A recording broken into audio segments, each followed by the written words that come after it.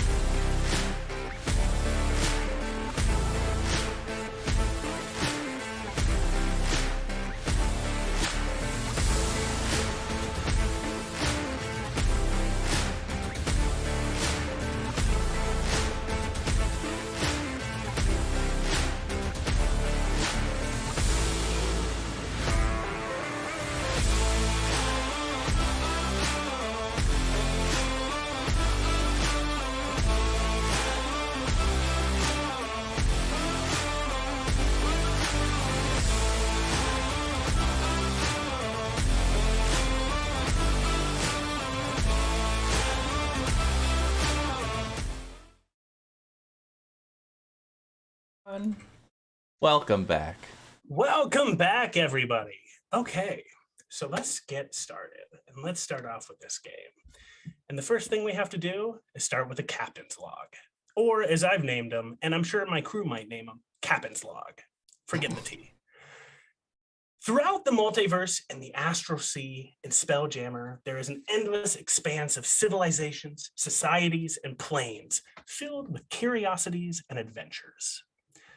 The stardate, or at least at the stardate, 1210, 8 years ago, Spelljammer Academy, the wardens of the multiverse, encountered a Gith civilization known as the Empire of the Dying Sun in deep space.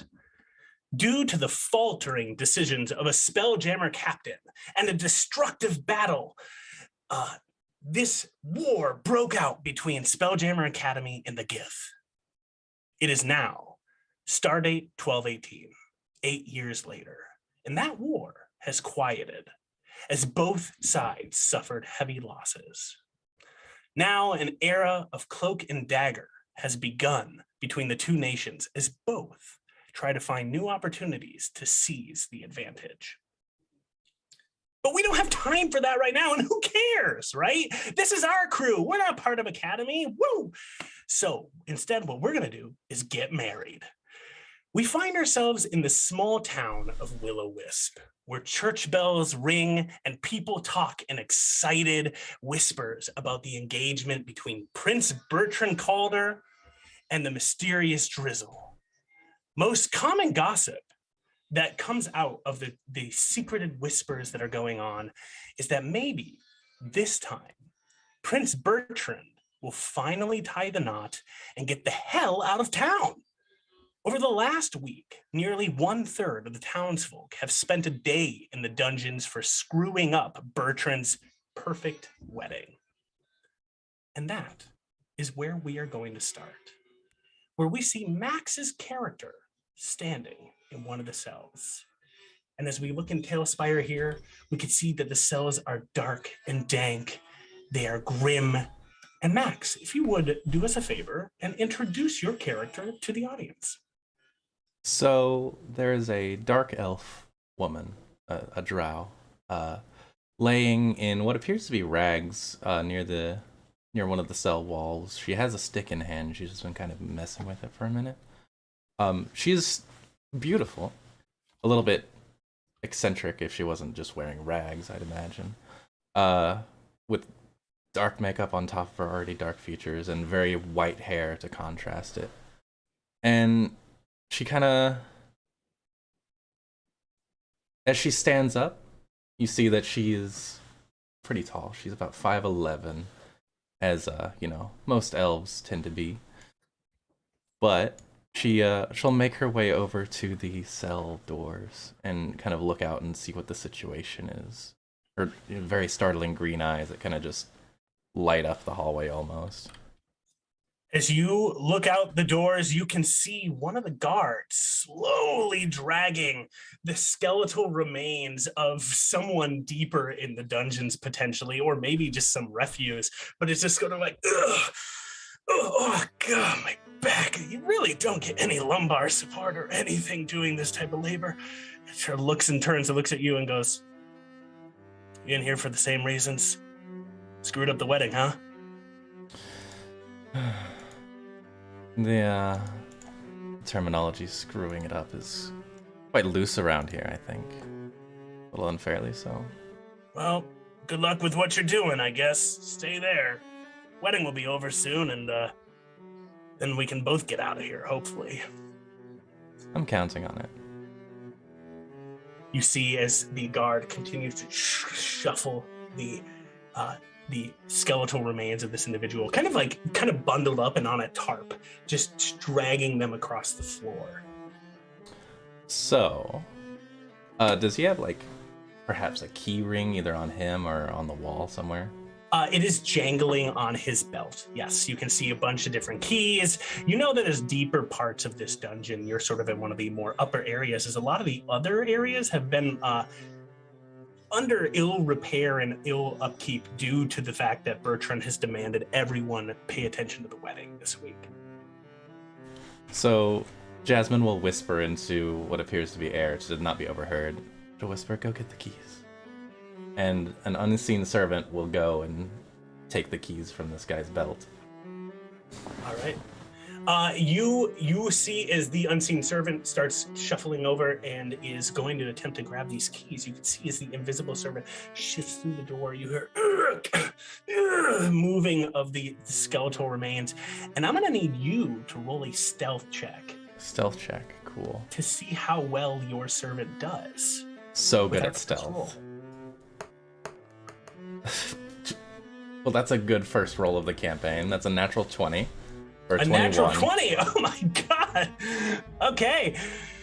Silently loosing the key ring around the guard's belt, you can see as it comes free and then floats its way back as the guard unknowingly continues to just drag the skeletal remains back and further into another part of the room. The keys are handed to you and you have them. So she will first release the disguise that was covering her, and from the rags come this very full body, kind of Victorian area style garb, including a plague doctor mask. Oh, there's some music going on. Hang on a minute. Oh. I don't know if it's Tailspire. No, oh, it's just Sirenscape being really extra. Okay, that's fine. It's like the whole classical orchestra kicked up. That was great. Yeah. No, Sirenscape was like natural 20, you said. Natural 20. Invigorating. Yeah, so a tricorn hat will reveal itself, as well as a full plague doctor mask, which I will not be wearing for most of these streams, but I have it here if you wanted to see it. And she will unlock the door and step out. And is the guard still, I assume he's distracted around the corner, right? Yeah, as you open the door and as your disguise, your glamour fades away from you, the tricorn hat, the plague doctor mask, the long duster coat of darkness that surrounds you, a thin gray haze of smoke and fog seems to pour from underneath your cloak, starting to fill your room slightly. And we cut away for a second, Jasmine. Okay. And for a moment, we see you standing instead.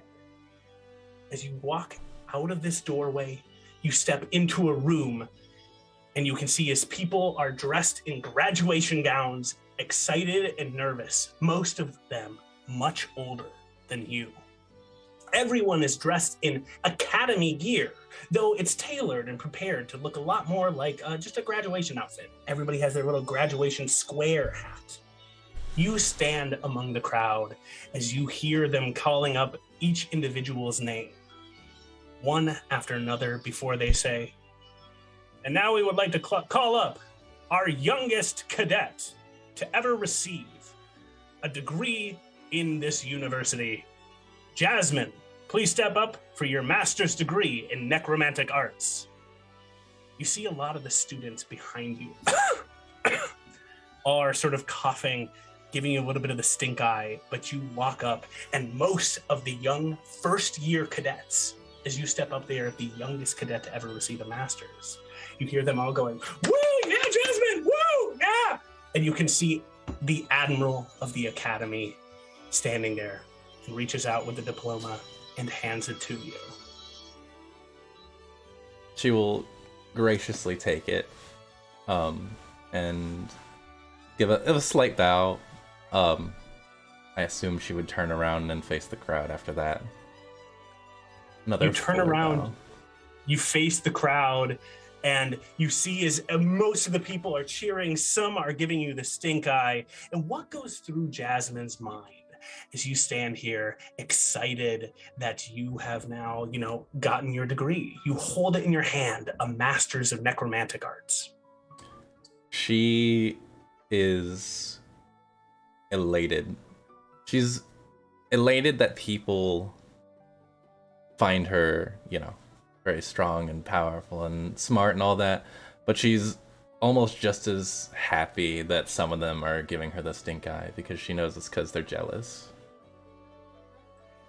At least in her mind. You walk off the stage feeling those feelings, excited, and then a second later you hear, "And now, announcing onto stage the youngest cadet to ever receive a PhD in Spelljammer Academy, Felix von Braun." And you see another student dressed in academy graduation, hat perfectly square upon his head, a nice little bit of dark patch like afternoon stubble as he walks up, and you can see as your academic rival Felix steps forward, takes the diploma, and the admiral says, "A PhD in arcanomancy for knowledge across all 8 schools of magic. We are honored to give this to you." Felix turns and looks at the crowd and says, "Thank you. I think we could all do better. And walks off the stage.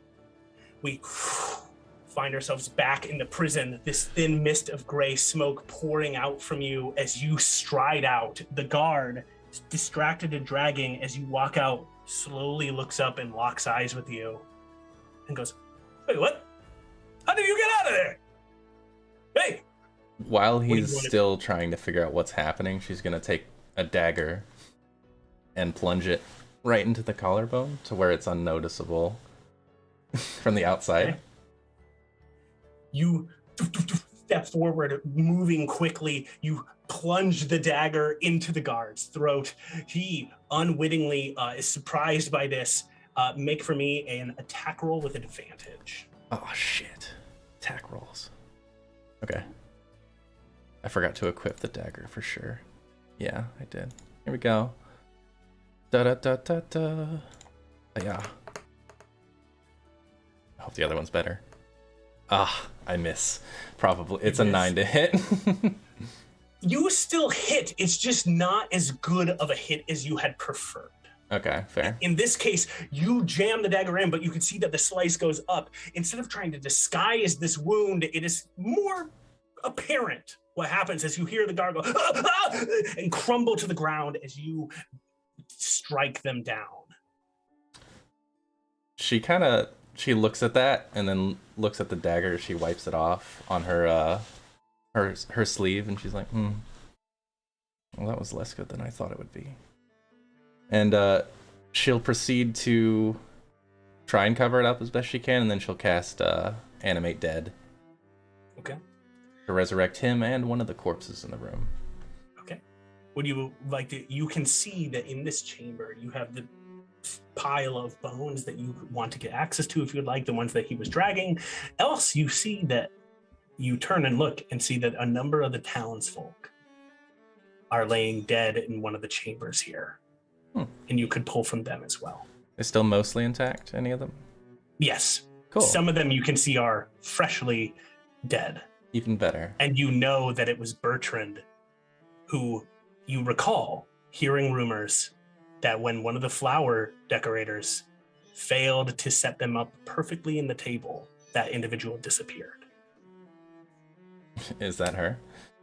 Yes. Perfect. I'll take her and the guard. Okay, cool. Your magical energies pour out as that gas begins to fill the nostrils of both the guard and this individual, and then we shoot back to another memory. 2 years later, you find yourself in Spelljammer Academy. You're tired and exhausted as you're thinking to yourself about all the work that you've done in the last 2 years, being a straight A student, working your ass off, working hard to be the greatest of these students, working towards your PhD, all the while in the shadow of Felix von Braun. And yet, with your knowledge in necromantic arts, you can see as one of your colleagues lays dead upon the floor, and you stretch your hand across and begin to pour your green gas into their body, bringing them back to life. And you can see, is standing next to you is a celestial solar, an angel. And she stares down at you, nodding in approval at your work. The cadet breathes a breath of air and returns, and the solar turns away from you, speaking to the other teachers in the room, and says, "An absolute prodigy in the necromantic arts. Perhaps one day, Jasmine, you will have a position at our hospital." We bring you back as the two undead rise in front of you. What are you going to do, Jasmine?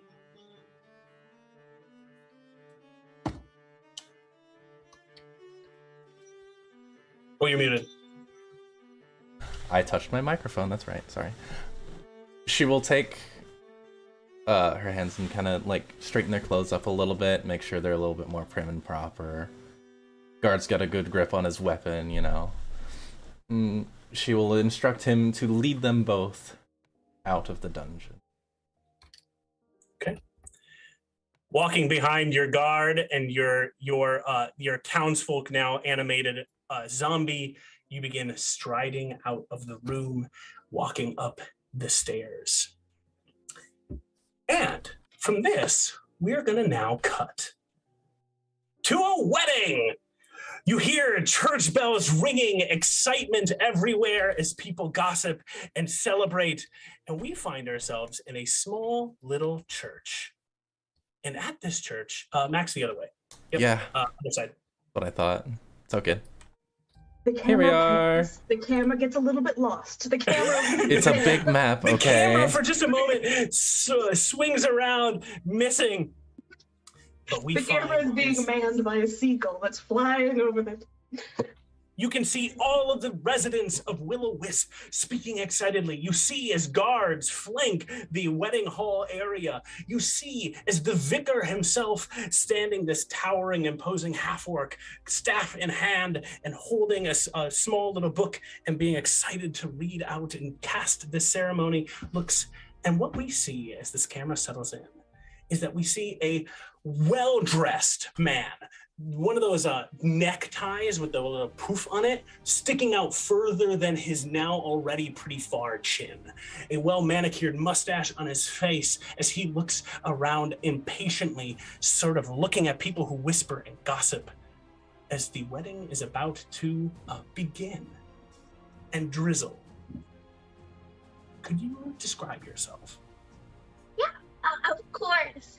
Standing at about 5'1", maybe 5'2", and she's focusing really hard on maintaining that height and keeping her feet firmly planted on the ground because sometimes she has some issues with gravity and like floats just a little bit. She's got cloudish heritage. She's not fully a person, so sometimes the whole being on solid ground can be kind of tough.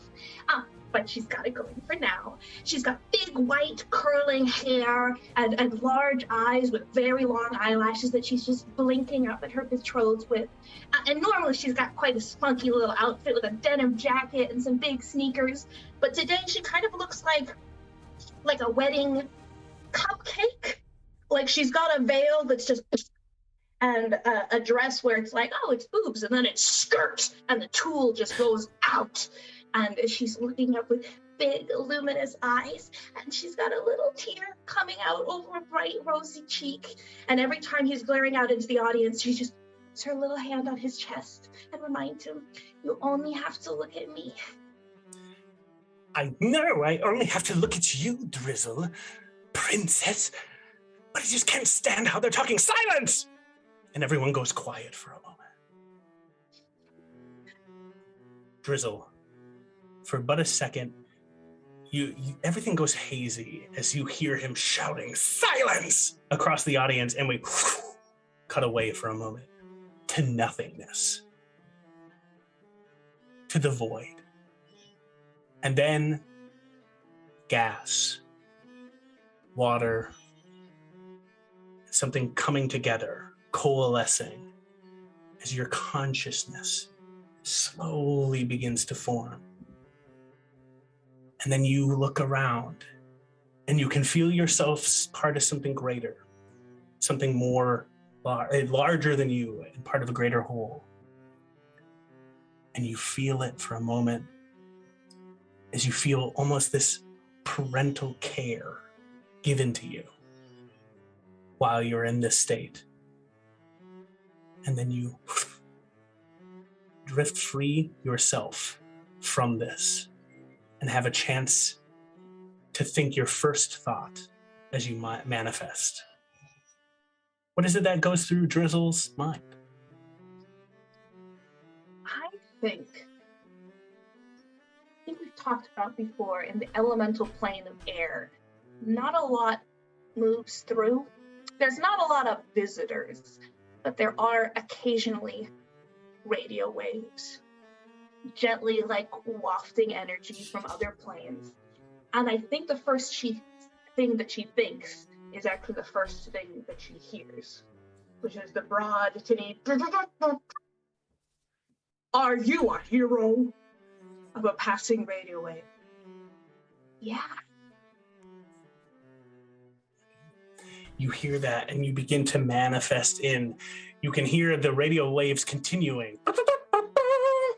Tune in for the radio show, Hodge and Codge. Follow these brave adventurers as they race their way through the stars and take on the most amazing adventures, challenges, and villains you can ever imagine.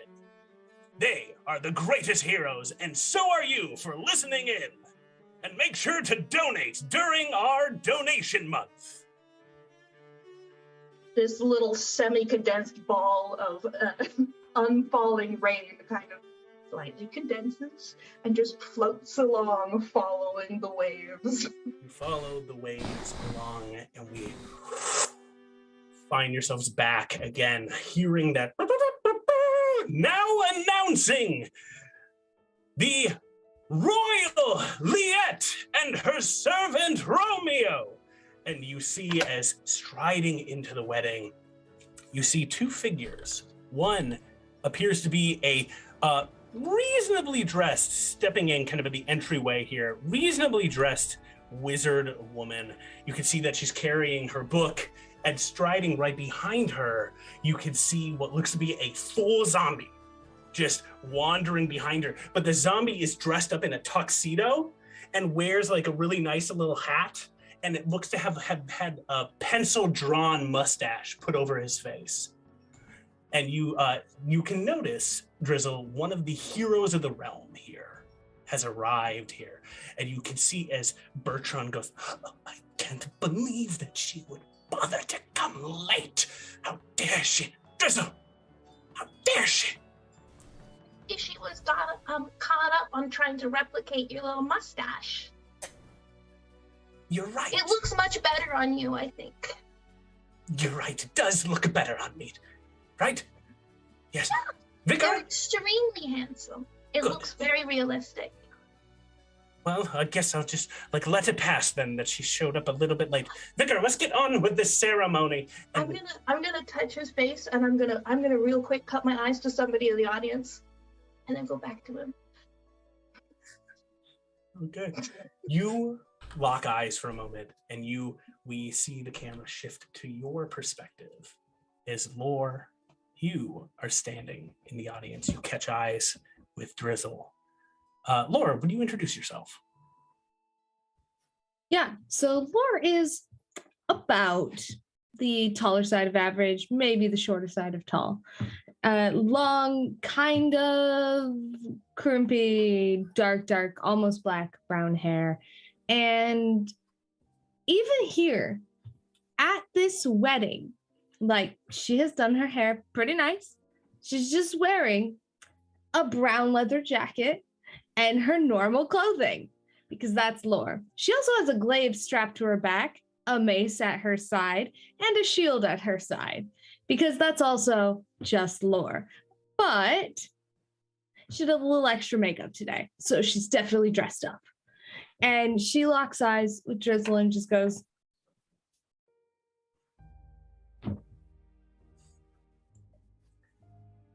and mouths, that's a dead-ass zombie. And then goes back to what she was doing, which was looking around the room. As you mouth, that's a dead-ass zombie, you can see as another one of the guests sort of quietly has shuffled up to you. You can see they look to be just kind of one of those traveling merchants, sword on side, well-dressed for this occasion, probably recently off the road, dabbing a little bit of sweat from their forehead. And they turn and look at you and say, oh yeah, it's a full zombie. Is this normal? Yeah, Liette, well, Romeo used to be Liette's paramour. They were married in here just a couple years ago, actually, and Romeo unfortunately took a fall and died, so. Oh, that's unfortunate. I'll try not to judge that. How do you know the bride or groom? Yeah, bride. Yeah, definitely the bride. Nice. Yeah. Me too. Yeah, really. Oh yeah. How did you meet the bride? I mean, I actually am a distant cousin of the bride, and I got invited into this and thought, you know what, hey, family's family, so I wanted to show up and just really show my support. How about you? Yeah, I'm her bodyguard. Yeah. Oh wow, yeah, cool, nice. Yeah, so I mean, I don't know a whole lot about relatives or anything like that. I'm just a lowly servant. You don't know much about like relatives? Yeah, like her relatives or anything like that. Yeah, which is clearly why I don't know you. Okay. Yeah. Not family or anything, right? Me? No. Yeah. Just a bodyguard. For just a moment, Lore, we shoot ourselves back as you speak to this, as he mentions, or they mention family. And we find you as a small child, also in a church. We find as you are running around wearing way too big for you cleric's robes, as you're shuffling, basically sweeping the floor as you move through the castle. And you can see your mother shuffling along as well, working among the clerics as you stand in the Church of Lathander. You can see as one of the clerics turns and looks at you and goes, "Hey, put that candle back."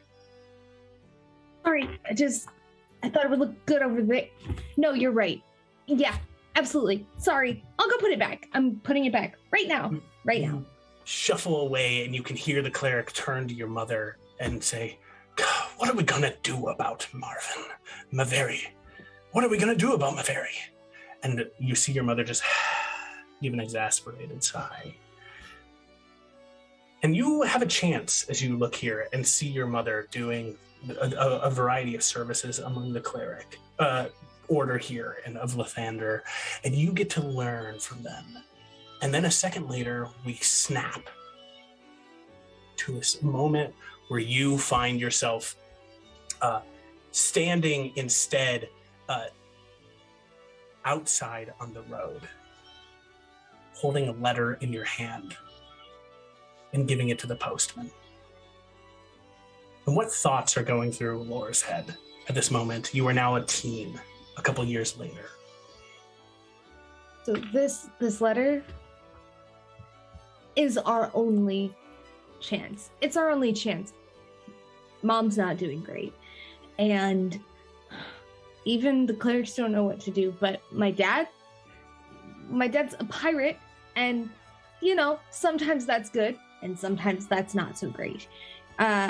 But even if he left a long time ago, he must still care about Mom. He must still care about me.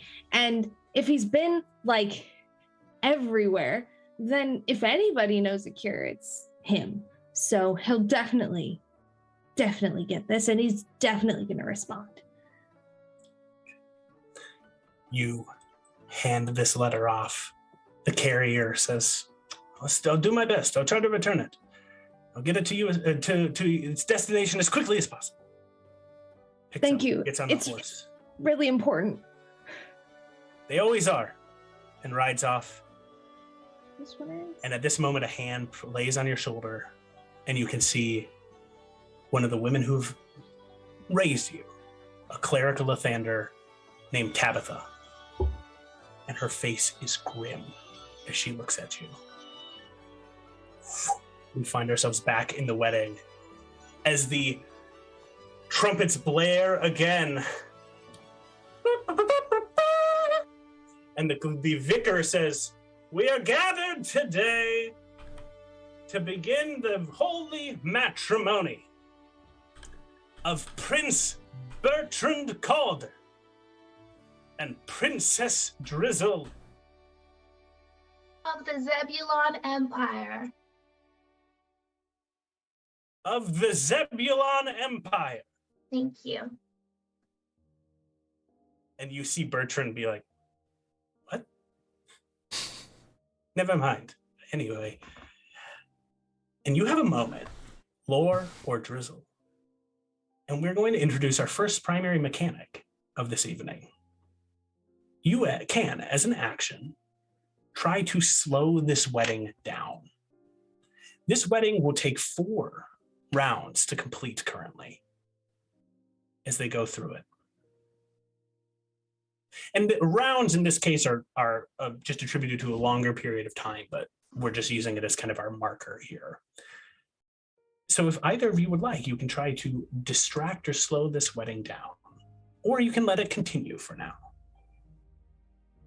I think probably Drizzle's in the position where she can slow down the wedding without punching someone. Okay. She would like to touch her betrothed's chest and turn towards the aisle and say, if I may take this moment, as is Zebulon's tradition, I would like to give a speech of thanks as to the future that I hold with my husband-to-be. Now, Bertrand is the kindest, smartest, strongest man I have ever known, and I know you all will miss him dearly once he leaves. And I will just start talking about how wonderful he is and how excited I am, and just smoke up his ass as much as I can. You see, as you begin to talk, I'm gonna need for you to give me a performance check. Deception?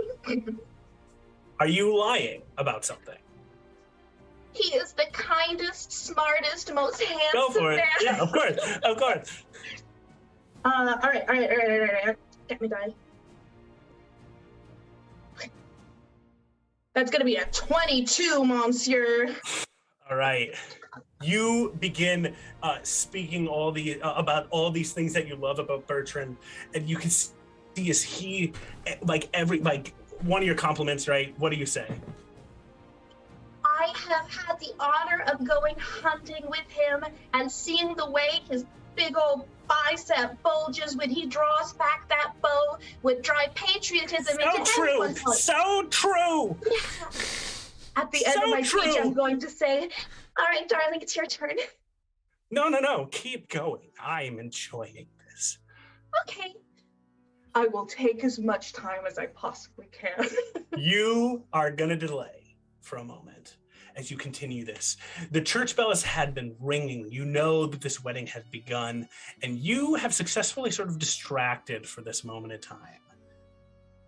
And we find ourselves now cutting over one more time to Jasmine. Jasmine, you've made your way up and through the castle. And we're going to put you, Jasmine, over by the other 2 members of our crew here. Cool. As you've made your way through the castle. You found that very few individuals were here actually in this portion of the castle, leading your way up with you and your zombie friends. But Jasmine, as you make your way up to the top, you manage to open up the doors and let in your other 2 colleagues. Is there anything you're doing, Jasmine, in this process? While going? Yeah. She's making note of possible exits, going through. If anybody passes by, she acts like she's being escorted by this guard that she's resurrected. Right. And the flower girl, obviously. Okay. But nothing too crazy, just making a note of different places to leave. You, give me a perception check, Jasmine. You're making your way through this castle. I want to see how perceptive you are. Cool. Let's see. Where did it go? Oh wait, it just... There it goes. Cool. That'll be a 16. 16, okay. You're looking around, you notice that some people are still in the castle. Most are in the chapel. They're all excited to see Princess Drizzle get married to Prince Bertrand. And you notice though that a couple of people are still here, and some of them seem to be kind of like sweeping and trying to clean up places. You notice that some other ones kind of like just look at you and like give you a nod in your direction. But otherwise, most of them are a little bit confused as to why you're walking through the castle. There are 1 or 2 people who notice you, and they notice then you're kind of shuffling 2 companions, and the 3 of you seem to have business, and you're moving your way in a purposeful way. But they're just like, okay, and they just look away from you, leave you be. you get the sense that one of them like looks at you, sees your full plague doctor mask, and is like, I'm good. There's a way. I don't need to be part of that. Perfect. And shuffle away. The flower girl is just walking in front of me, throwing some flowers. You see is just like desiccated rose petals. Thank you, AZ Cowboy. And tulips scattering along the ground here. And you open the door, and we see our final 2 crew members. I want to invite who to introduce themselves. Who would like to go first? I'll go first. All right. Where is he? He's so small. There he is. On the short side of short, standing just under 3 foot tall, see a small blue goblin in what appears to be smoldering metal and gears. He has a laser pistol on his hip and a tricorn hat on his head. Got red goggles, and I don't think his friend is here with him currently, but one of his other friends is here with him currently. Okay. What's your name? I don't have a name. The name's Bleesmonk. Bleesmonk. Okay. And what's I do want to the last commend name what on a that one? fucking segue though that you set up, and then we're all like, "No, what's your name?"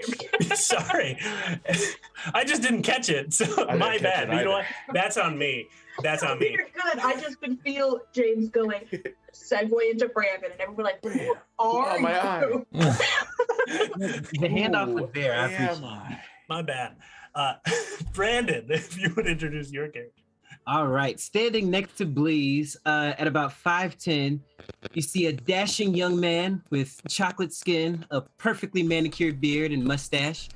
Freshly curled hair flows from his tricorn hat and sits at his shoulders, partially covering the left side of his face, hiding a terrible scar and a red mechanical monocle where his eye used to be. He wears a high-collared leather tunic and trousers covered in belts and pockets filled with small treasures and tools. He has heavy cuff leather boots and a long ornate overcoat only befitting a captain. This is Captain Leon Greer. Perpetually sitting on his coins. As I love always. it. Actually. The doors have been opened, and you 3, with your small little cadre of undead followers as well, make your way into the castle and deeper in. The plan has started. As you find yourselves, you get to resituate yourselves, prepare yourselves. You've mapped this out a little bit in your reconnaissance, and you find your way to sort of a partial larder where there have been a stash of disguises should you need them. The cheese Left room. behind by your criminal cheese room. contacts. There's so much cheese. How many people did you see on your way out here? Do we need the disguises, Jasmine?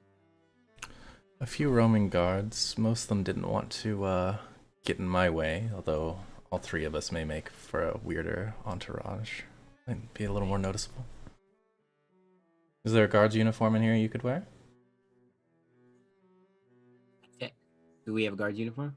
Yeah, of course. Yeah, you get disguises as needed. All I'll just need for you to do is give me a deception check if you're applying disguises to anybody. Absolutely. I will assist you in doing that, by the way. Thank you. Yes. Can I apply a disguise to the zombie? Zombie's already a guard, isn't he? Yeah, one of them is. One of them's a Flower guard. girl. I want the flower girl to be a guard. You want to... Flower girl could be the flower girl. I mean, he'll fit it right in with the boyfriend. It's fine. All right, deception check. Be the flower boy, Yes, please. please.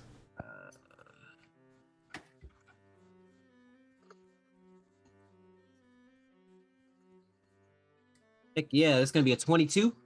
22. Okay. You go ahead and you begin to apply these disguises to your crew.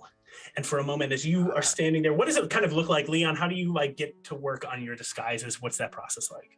Well, Leon Leon he really cares about the way that he looks, even when he's in disguise. So he as he takes off all of his captain's gear, his piratey gear, he folds everything up really nicely, and he places his head on top of everything. They had a nice little bundle, and then even as he gets dressed, he's kind of like making sure that he looks okay. He looks over at Jasmine. He goes, "How do I look?"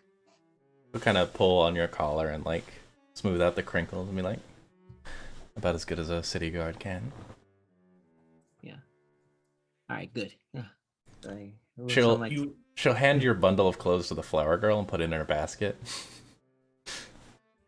Just to keep that on hand in case we need it. You watch your bundle of clothes with hat on top be handed to the flower girl. The flower girl just goes, drops all of the remaining flowers. They scatter, and then she just takes the clothes in arms, hat perfectly atop. And for a moment, Captain Leon, we see as you get shot back, seeing that captain's uniform, seeing a bit of this sort of hierarchy of what it means to be part of a navy. We see you standing in crisp academy uniform, standing out on the kind of like the promenade, and you can hear the blaring trumpets and cheers as the cadets of Spelljammer Academy raucously cheer the fact that they get to join. And you find yourselves among them.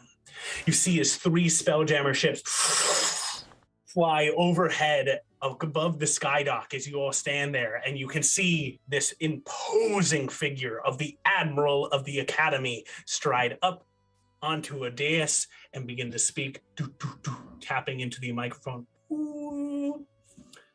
Cadets, I am honored to have you all join us in Spelljammer Academy. I expect great things from all of you. We cut again as we hear this trumpet blaring, this excitement, as you find yourself in your dormitory. You're applying the disguise back at the wedding to Bleesnoik, and you think to yourself about this dormitory moment as you meet your friends, these colleagues, this crew, for the first time, being shunted to the back corner of the dormitory where you had to tear all of your sheets off and hang them one by one until you made a little wall to prevent anyone else from seeing your crew. And you can see as each of them, all a little quirky, slowly begin to open up and to connect as you stand there. And then we're back at the wedding. And you finish the disguises. And you 3 and your little cohort can do what you need to. Great. So I guess if me and the zombie guard go out first. She instructs him to take orders from you two. Oh, sweet. So yeah, we'll have the zombie go first. I'll be behind the zombie, and then yeah. Bloop, Okay. bloop. Blue. Then Bleeze, bring up the rear. I can't move my new Captain. token. Oh, all right, I got you. Thank you. But yeah, I kind of poke my head out, look to the left, look to the right, see if I see anybody. And once I know the coast is clear, straighten up a little bit and walk out like I own the place. Yeah. You all stride out like you own the place, readying yourselves to crash this wedding and crash whatever's going on here. And you can see that there are some guards in this room. And I'm going to now need everyone to roll initiative. It immediately failed. We're in fighting. Oh well. Good effort, guys. I mean, do we still have the chance to delay stuff? No, yeah. Okay, cool. Well, that I'm was rolling. okay. Jake, do you want me to track initiative or do you like to do it? I got it. Yeah, just everybody just tell me what's up. 9. 6. 9. Nice. Yeah. 9. Oh my God. 15. Oh. All right, Come on, there you guys. go, Leon. Do you want our dex modifiers or are we just going to duke it out in the pit? I'm gonna just go. I'm gonna go drizzle lore. No, I'm gonna go Bleeze drizzle lore. I think that will make it easier. So. Okay. All right. As we start initiative, at the count of 20, Princess Drizzle, can we get started with this wedding? We gather here today, and you see Bertrand go, yes, let us get started.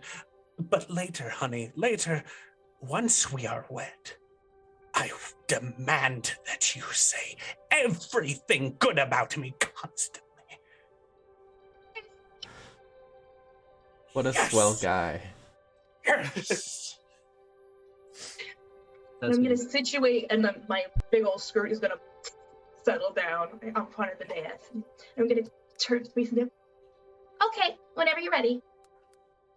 So at the count of 20, our first round of the wedding proceeds. They begin to speak.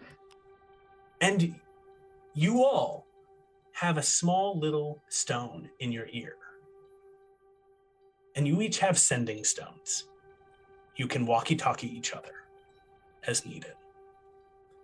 And each of you in the crew can hear from Drizzle's sending stone the wedding begin. you hear, Okay, whenever you're ready. You hear that echo across all of you, and Leon, it's on. You can see in this room as you're looking out, striding out like you own the place, you see that there's a guard wistfully sort of pacing back and forth right here on the bridge, walking back and forth, and just sort of staring off the edge, kind of looking around. You see another guard off in the distance that's just like leaning on the bridge, just staring off, not really paying attention at all to things. And Leon, it is your turn. What would you like to do? Does the guard see us? Like, is he looking at us? The guard has noticed you, but you're still just a little bit like, the guard's not seeming to like take action or anything at this moment in time. Okay. Well, shoot, we're in disguises. I'm gonna try to just walk past him. I'm gonna put faith in our disguise game. Okay. You begin to stride along confidently, walking past this guard. And you can walk past. You see the guard at one point in time just go, pleasure. And you stride past. It's everyone else, right? The zombies will come with Okay. you. The zombies with a DC 22 disguise check. It's hard for this guard to notice if anything could be amiss. However, when Jasmine struck that guard, Craig, and killed him, it was not a clean kill. And we're going to see if that guard notices something amiss. I'm going to roll a perception check for the guard. I knew I should have stitched that up. And the guard has advantage on this perception check. This guard has a +4 to its perception. They are guards. They are supposed to look for things. Mhm. But I have to beat a 22.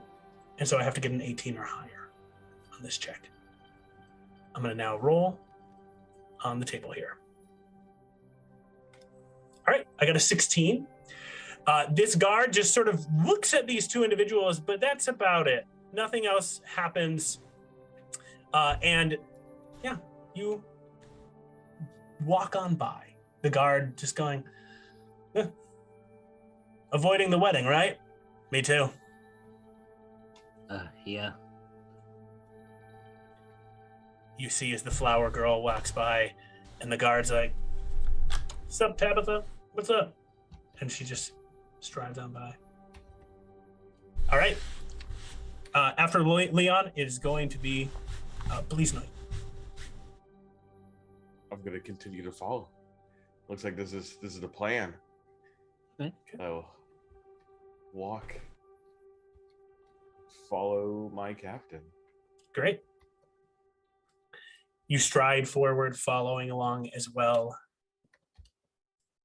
And we're going to now cut over as you walk along. Again, the guard nods at you. We cut over to the two at the wedding. Drizzle, you are going to start us off. You find yourselves at the altar, the wedding going on. The vicar more or less just going through the paces, preparing to cast the ceremony spell upon you and Bertrand. As you stand there in your regal-looking wedding dress, what do you do?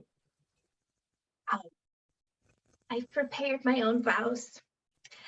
I do solemnly swear to hold and to love you, to cherish and anoint you, to praise and to laud you, and this goes on for quite some time.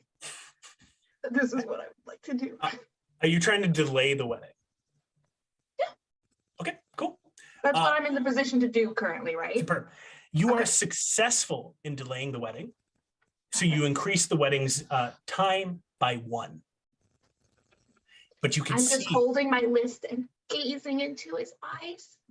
You can see as you gaze into his eyes that you are just reading this list and Bertrand's just sort of listening to you and paying attention. You see the vicar, you can see just goes, oh, God, no. I promise tonight in our nuptial wedding bed, we will sit on opposite sides of the room while I tell you how wonderful you are for 3 straight hours. And I promise, etc., etc., as you continue along. And we follow your memories again. We see you in your first couple years of the academy. As you remember Captain Leon Greer, at that time a cadet, going, okay, make a distraction. I'm gonna go steal this. Looking around, you see that you are on top of the skydock. You know that your captain's going to be trying to steal something from one of the lieutenants of the academy that seems a little strange. And you have been told to make a distraction. You can see that there seems to be a large panel where you can see all of these different levers and buttons and whatnot. And you know that the remainder of your crew has struck out and is also off to go see if they can make distractions of their own. What do you do, Drizzle?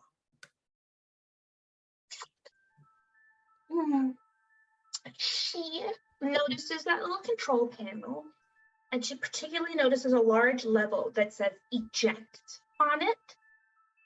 She goes, yeah. And she strides over. She sees that there's a little camera in the corner. Did you see that? You can see that it's just blinking red. It's watching this entire scene. You can see as you stride forward, as you walk, you can see a brand new Spelljammer merchant ship arriving from the Broken Oasis. Another one of the Astro Alliance and Spelljammer Academy's partners has arrived. Its merchants dropping stuff off. Drizzle does the thing that at least I do at the self-checkout counters at grocery stores where there's the little video camera and you go, and she pulls the eject button. And goes, as you pull the eject button, you hear as you watch all of the bracers holding that Spelljammer ship aloft within the gravity of Spelljammer Academy release. And then you hear whoop, whoop, whoop, as the ship begins to tilt, list, and plummet downward.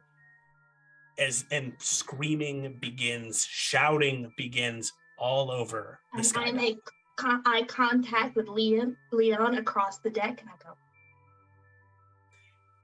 we find your way back, and you are noticing as Bertrand is like,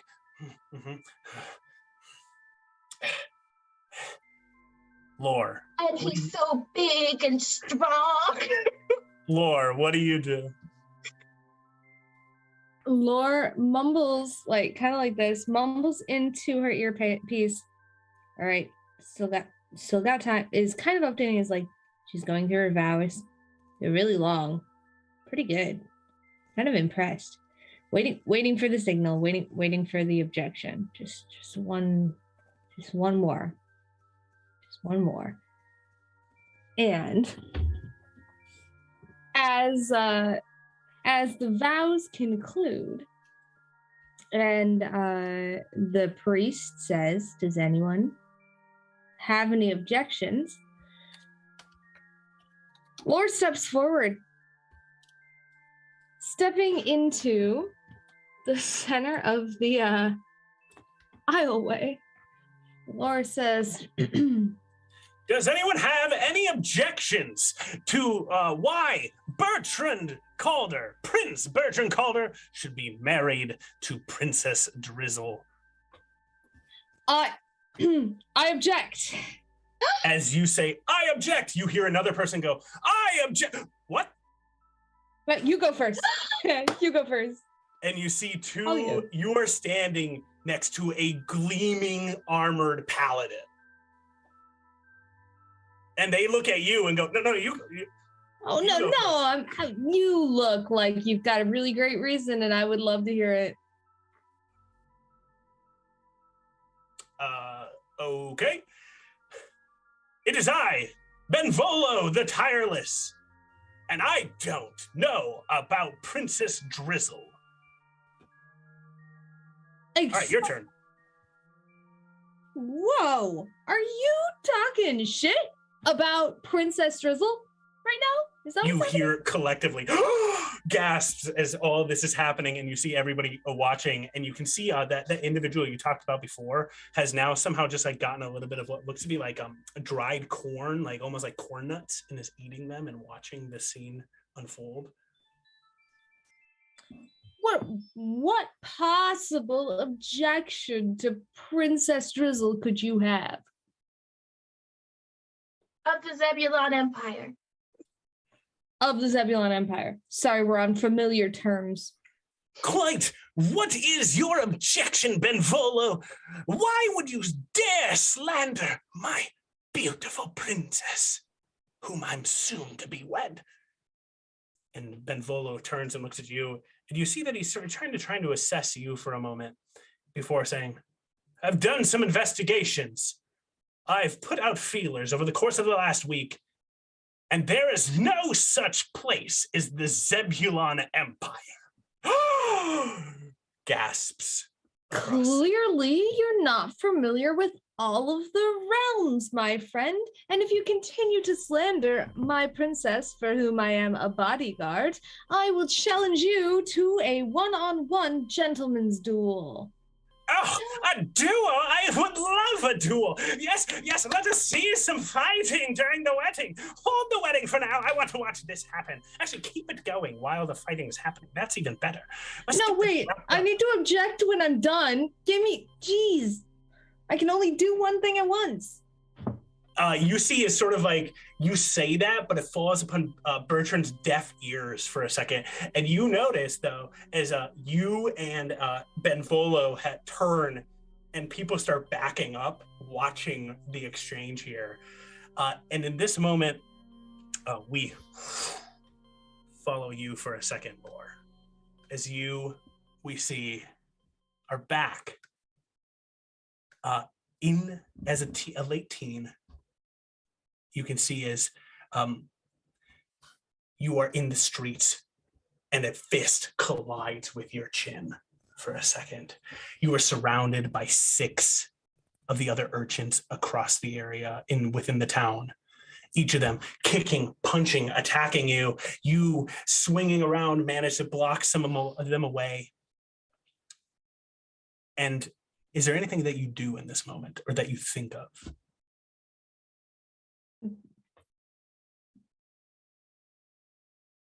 Laura's just... What the hell is your problem? As you think that, a fist hits you and all goes dark. The next thing as we come into a thought is you also standing at the Sky Dock in Spelljammer Academy. Welcome, cadets! You hear the announcement, the cheers. You can see standing nearby you another one of the cadets. You can see Leon standing there, well-dressed, chest puffed out, excited to be here. And you are struck by the fact that the man who strides up and stands at that podium, you've faintly recognize.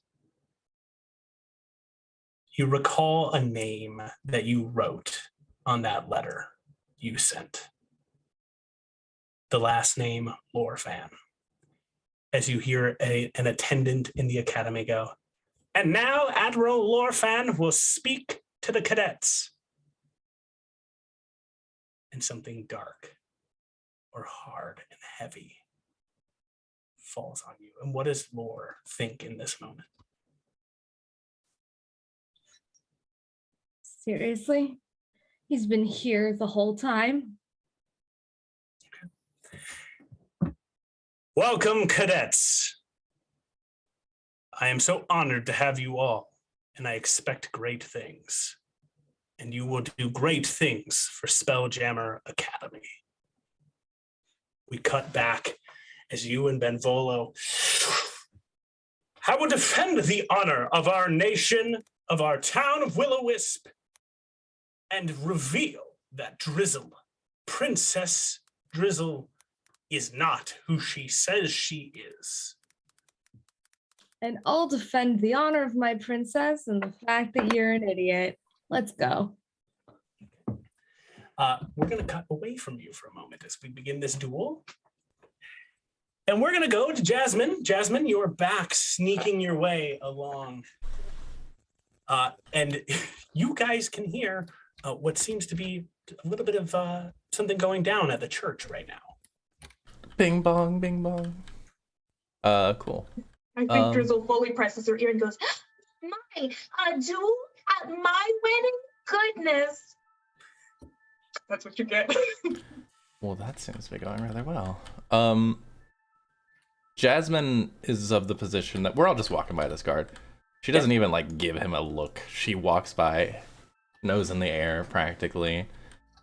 No concern given for this guy. He's in the way practically. Okay. Yeah, you pass by that guard, no real care in the world, and you all you can easily sort of just all pass by and begin making your way towards the other guard. Things seem like they're smooth sailing. You continue walking along, and collectively as a group, you can make your way over towards the other bridge here. And I'm going to actually move all of you in that direction as you all draw closer here. The guard seeming to ignore you. And the way through is past him, right? What? The way through is past him? You have to go past him. Okay, cool. Unfortunately. As you all are making your way, Jasmine, you can hear what is going on in the wedding area, and then you hear, hold up. Who are all of you then? Turning, Jasmine, you, Leon, and Bleasnoik, you see what looks to be this like older gray-haired man. You can see that he has this like chiseled look to his face. You can see that he's leaning heavily on a cane. This cane looks to be covered in arcane runes, and he also looks to be wearing some sort of gauntlet around his right arm that is also covered in runes. Who are all of you? Why are you not at the wedding?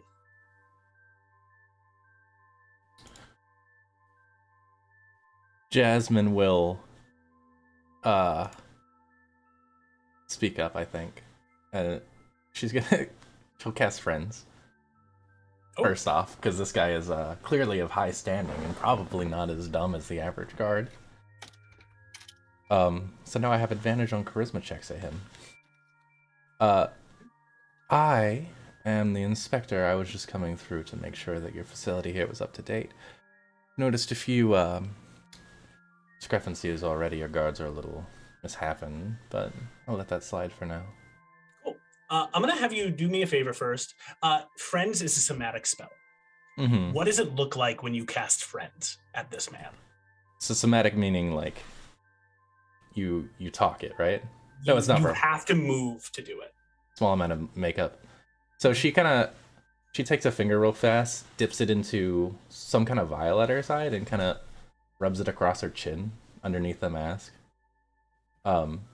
Just a quick swipe as she flourishes. You swipe and you flourish, and we cut to Bleasnoik looking for a moment. Bleasnoik, you are staring at this man, and you can take in the runed cane and the runed bracer on his wrist. You watch as that runed bracer, for about a second, flashes and you can immediately tell what is going on as a counterspell has just been cast. Uh-oh. Damn, on a cantrip?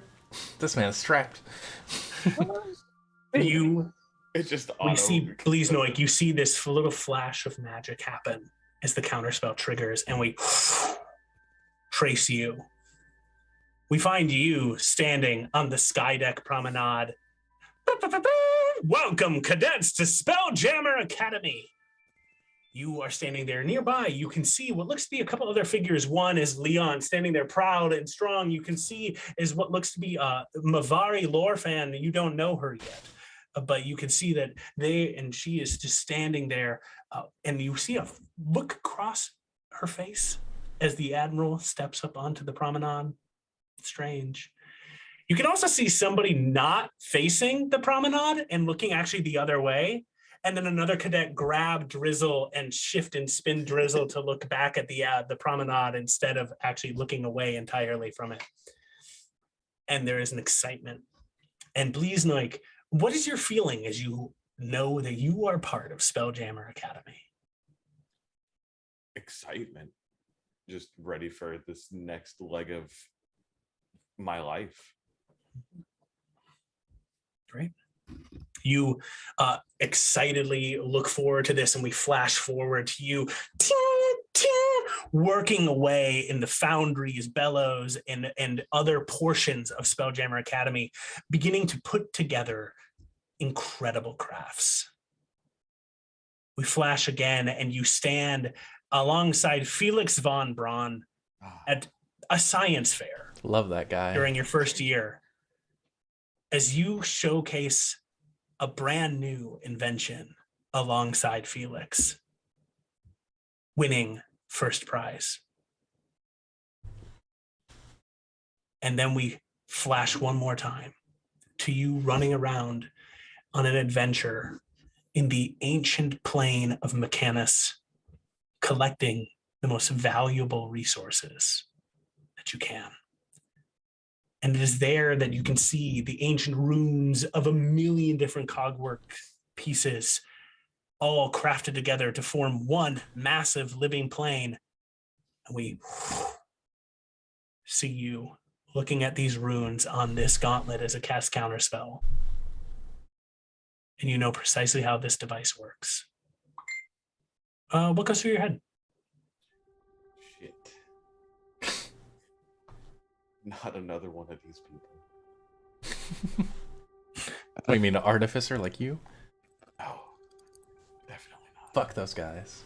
Yeah. You say that, and you make your persuasion check without advantage. Okay.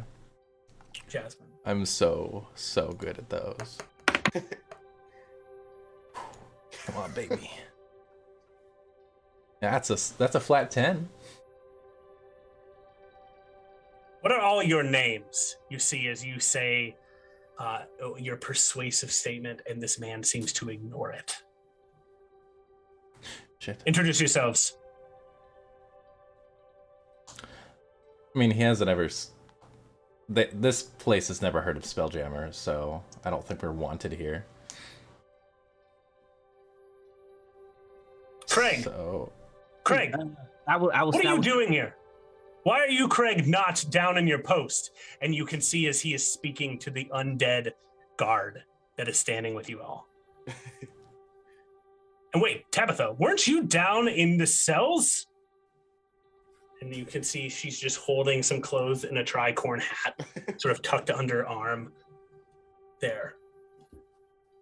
All of you have a moment you can take an action if you would like. I'm going to combine all your turns together here. Oh my goodness. Okay. Can I flashbang this man? Can.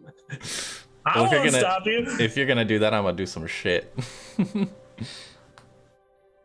I'll toss out one of my flashbangs from the good old days. Yeah, okay. Oh my god. Okay. All right. It will run. You throw a flashbang. I'm gonna make a Constitution saving throw to see if he's affected by this, right? He fails. Yeah. My eyes! Oh, my eyes! You see as the man puts his hands up on his eyes, he's completely blind. The rest of you knowing what was going to happen, you have a chance here. What would you like to do? All of you can collectively do what you need to do here. We did. We go. Yeah, I think I am going to knowing what Bleeze was gonna do, since I'm up here kind of in front, I'm gonna run up to the guard and try to just like toss him over. The one on the bridge? We're going loud. Oh my god. I think I'm just gonna run up to him, just like one hand on like the back of his collar right here, one hand like down on his pants, and just like heave ho that boy just right over the All right. Okay, right go over for the- it. Make a strength check with advantage on this. Okay. Just straight strength.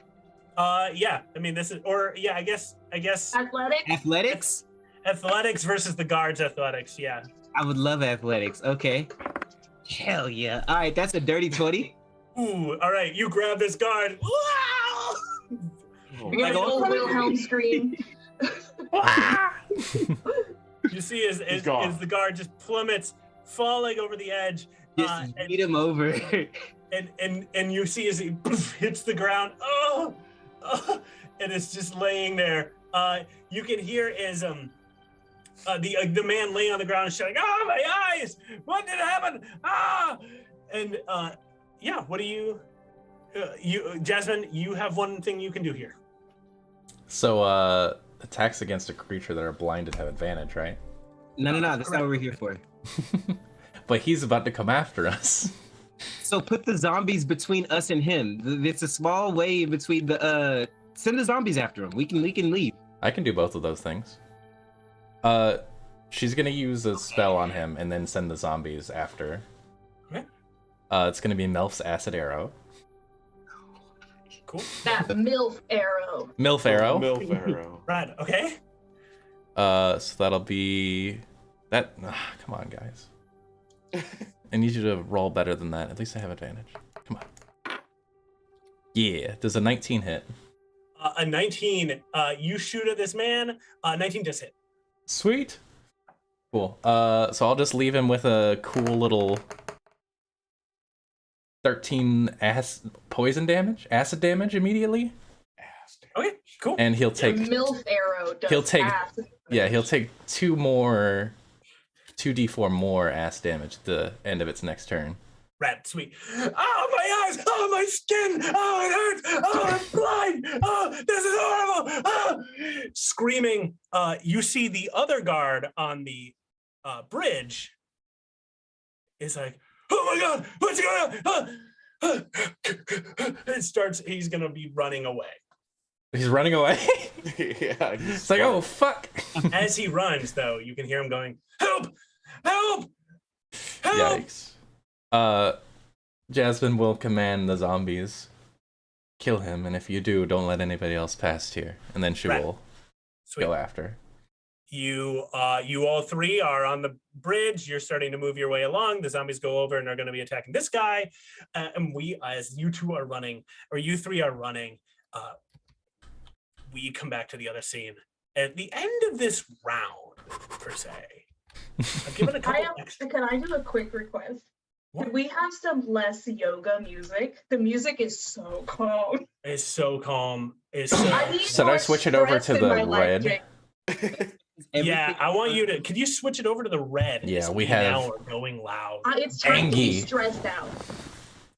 All And right, then, how much of all that did Laura and I hear through our cute little Claire's earring? I mean, Leon's just going, so I imagine he probably said something, Did right? we hear Leon say heave ho? Yeah. Okay, cool. Just I mean, as he falls, he goes, "Sorry, dude." Just I leave him alone for 1 hour. Just hear flashbang out. It's flashbang out. Yeah. Oh man. All right. You managed to just you two finding yourselves in the wedding area. I'm going to try to get some more intense music here, and I'll grab that in a second. But buckle up because it's still going to be wedding music for a second. Unfortunately, that is partially where we're at. want dramatic wedding music. Oh, yeah. Honestly, like duel to the turn of like "Here Comes the Bride." Perfect. Yeah. It's really For hard to sure. find those, but wait, well- no, there's the metal well, version. Yeah. You still have that? And if you can help me out here for a little bit, if we can figure that out, that'd be great. I'll try and But find right it. now, we find is Lore. You stand off with Benvolo here. But at the end of this round, you can see Bertrand going, "Yes, oh, I can't wait to have a fight. This is going to be fantastic, my dear. Continue the wedding. Hurry it up." And you see Benvolo is going to roll a wisdom check. And it is Okay. DC 8 plus the DC is 8 plus 3 for the rounds that have been delayed in this Okay. way. Wisdom check. This is not Oh, this is Ben. this is Bertrand. Benny. Good Oh, old Bertrand. It's Bertrand. Birdie. Bertrand, sorry. Yeah. Birdie. So I'm gonna take a roll here. Take a look. Okay. So wait, Bertrand, did we give him extra stuff by delaying, or what is going on? so that if he succeeds in this check, he remains calm. He seems like part of what's going on. But every round that passes, the DC gets higher, and if he fails the check, something's going to happen to him. So he's just like, yes, a fight, and continue the wedding. Let's keep going. So the wedding is going to tick down as we come into the start of the next round, and I would like to have Lore start us off here against Benvolo. All right. Lore, you get to go first. As you and Benvolo bows in your direction, long sword out, looking at you. Do you mind if I use my weapon of choice? Motions to the glaive on her back. Of course, go for it. Sweet. Pulls it out. No take backsies. And is gonna ooh. That's not bad. My roll to hit is 22. 22. Cool. Yeah, you hit. You hit into Benvolo. Sweet. Let me pull out my D10. Essentially, Lord's gonna come in with the glaive, hit him good on his side, and just say, "Look, we didn't really. I just rolled the wrong die while I was talking. Sorry, guys. Okay, it's a 10 plus. That's a 13. He's gonna say, or Laura's gonna say, "Look, we didn't really establish a lot of these dueling rules, but I'm not here to battle to the death, my friend. Just to concede." My name is Benvolo the Tireless. I heard that. Don't concede. Okay. Well, that's unfortunate. Your turn. All right, you strike into Benvolo. Benvolo, yes. This is a good battle. For you, Bertrand! We will prove that something is amiss here. And Benvolo is going to attack and make an attack here with his... You see as he brings out a gleaming warhammer in one hand and swings it at you. You see as he takes a swing, trying to bury it into your side, and it scatters, clattering across the ground as he rolls a natural 1. Oh, Benny, I thought you'd at least make this interesting for me. And you see as it slides across that the person you had spoken to earlier, who was eating the corn nuts, walks over, picks it up, and hands it to Benvolo and says, actually, can I interject for a second? Can I object for a second? Yeah, I mean, just kind of holding the glaive. Go for it. It's a party. I just want to say that I'm with the groom and that I belong here and that everything is good. Oh, no, not with the groom. Sorry, the bride. We're good, right? Like, no one's looking at me, right? And you just notice that people are just looking at him for a second, staring as this pause happens. And you watch this man kind of look at you, Drizzle, and Drizzle, they are looking for your approval in this moment. We're cousins, right? Archduke Zebulon.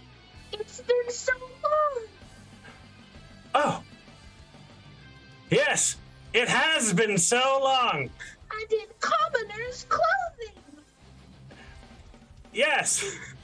I wanted to come undercover. Well, I'm so glad that we have someone of my family here to put claim to my title. Fantastic. Fantastic. Benny, do you still object now that we have proof? Drizzle, make a deception check. Okay. That's a 15 plus 8, so that's going to be a 23. 23.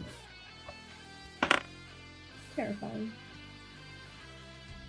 You see as most of the people start to relax, and Benvolo looks and goes,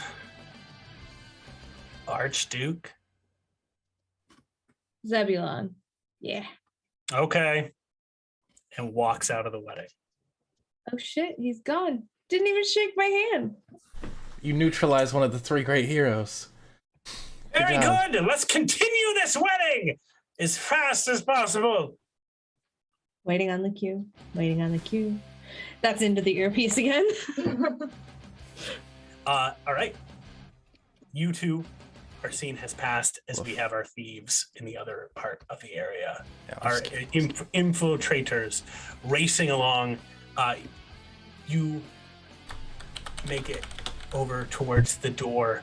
You can hear the zombies attacking the man behind you. You can hear the "my leg" from the man down below the bridge as you race over to the door. And you try it, and it is locked.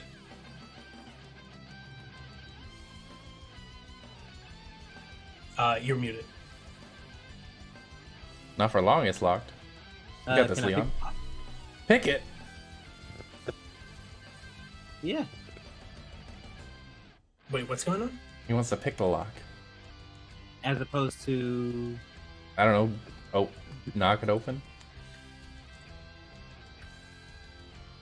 Nah, I'm more finessey than that. I'll try to pick it. All right, I'll let you try speed to pick pick. it.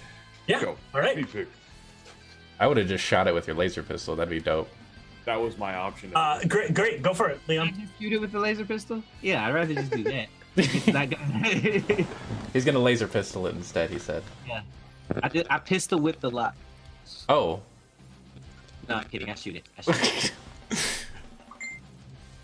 So hold on. Wait, what are you doing? Just to make sure. I'm gonna shoot the lock. Oh, okay, wonderful. Yeah, so that I can. You take aim, shoot, and you see as the lock bursts open, this beam of radiant light bursting out of your laser pistol. Bleesnoig, for just a second, like, shoot back to an evening where you were working in the foundry. You had successfully figured out alongside, nearby you, both of you sweating from an exhausted night, both of you bags deep under your eyes, as you see Felix von Braun working alongside you. And Felix, okay, it's finished, right? Done. And you see your bowcaster laying upon the table. Good work. Good work to you too. Rather impressive.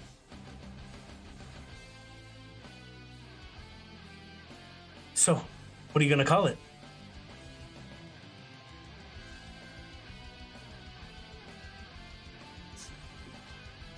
Crossbow. But it shoots light. So it's kind of like just a light crossbow. Oh, genius. Don't we always have light crossbows already though? No. All crossbows are heavy. Are they all heavy? I mean, look at my arms. Of course they're heavy. Oh, okay. You should do it. Light crossbow? One second. He goes, he opens up a book and he starts filtering through it. Nope, there's a patent on light crossbows. You can't do that, man.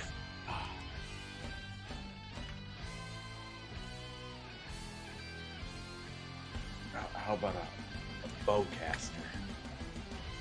Ooh, I like it. Yes. It's copyrighted. Wait. Let me check again. No, some war with the stars says that you can't call it a bowcaster, so we should just leave.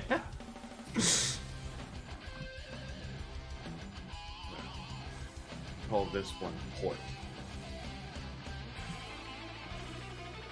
Off the ship, right? Yeah, So we're gonna have to make a starboard. of course. Nice. Looking forward to it. Same. Good work. Thank you. You too. Okay. You shoot back as the door opens up. The port blasting it open, and you all can race your way through this room. Starboard, actually, isn't it? Sprinting through this room, you find yourselves now in another one of the chambers.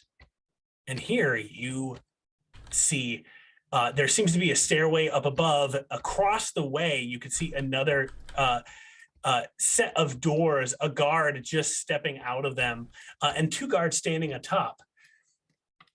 And as the guards look at you, you three burst into this room. And they sort of look curiously at you for a second as one of the guards stepping out of what looks to be a bathroom walks by and spots you and says, "Oh my God. Guys, it's them! It's them! Stop! In the name of Spelljammer Academy!" And you see all three guards, the glamours, leave their bodies, and they are all wearing academy clothes. All of them pull out the laser pistols as well, and they all take aim at you as you three find yourselves now facing off with Spelljammer Academy members. Who invited them here? That was unexpected. Leon's gonna go he's gonna go take cover behind this pillar right here. Okay. And I guess return fire. Yeah. We'll get to that in a moment. So Okay. you guys can hide or take cover at this moment in time. We'll do that. That's fair. Jasmine, hi. Yeah. Do you want me to hide or do you want me to go big? Whatever you want, Jasmine. Do what you do. I'll hide for now. We'll save the go bigging for later. Don't go big yet. Yeah. We're good. Okay. It's just a couple of our old classmates. It's just a couple of students. You watch as the glamour fades from all of them, and you can see as the academy members are taking cover, pulling out their laser pistols and aiming them, or their laser rifles at this time, and you can see as they're taking aim. We're gonna come back to you for a second, Where'd they go? and we're gonna look at the Evaporate. As we come into the wedding, Bertrand continues to go, "Yes, hurry it up!" And another round has passed as you draw closer to the end of this wedding. How much did you hear through our? Is my question. How much of that could we hear through our sending stones? Oh shit, there's Okay. Spelljammers here. Valid. Sorry to. Yeah, no, do you guys say anything in your Jasmine comms? definitely says something. That's Yeah. kind of important. Dealing with a little high school reunion here. Give us a second. I guess the Astral Our Alliance own- only matters when they want it to. Our old classmates have come to pay us a visit. Have laser guns. You hear as you hear this in your ears as Bertrand goes, "All right, hurry it up," and you hear as the vicar yet again says, "Does anyone have any reason to object?" And Bertrand's like, "No, why are you saying Yes. that again?" Yes. Hello. Yes. Same as before. Me. Didn't actually have a chance. Didn't have a chance. Yes. Me. I have an objection. I have an objection as well. And another person says it and goes, "What? What? You see, as Archduke of the Zebulon Empire, the former individual speaking to you is now having an objection and is standing beside you and goes, oh, sorry, you go first. No, but by all means, it's fine. We've got all the time in the world, right? You go. What's your objection, Archduke? No, I feel kind of like I'm raining on your parade. You've just objected twice and have been interrupted twice. I mean, yeah, but like last time I got to fight a guy, so I'm just curious what's gonna happen this time. Yeah. Okay. Speak, cousin. What reason would you hold me from my happy nuptials? I, Archduke of the Zebulon Empire,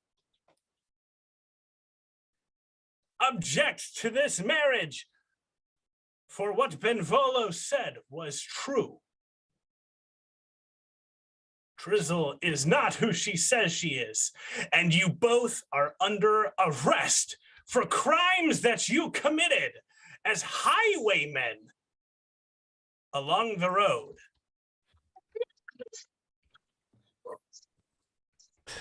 Couldn't hear any of that, Deanna. These delusions again.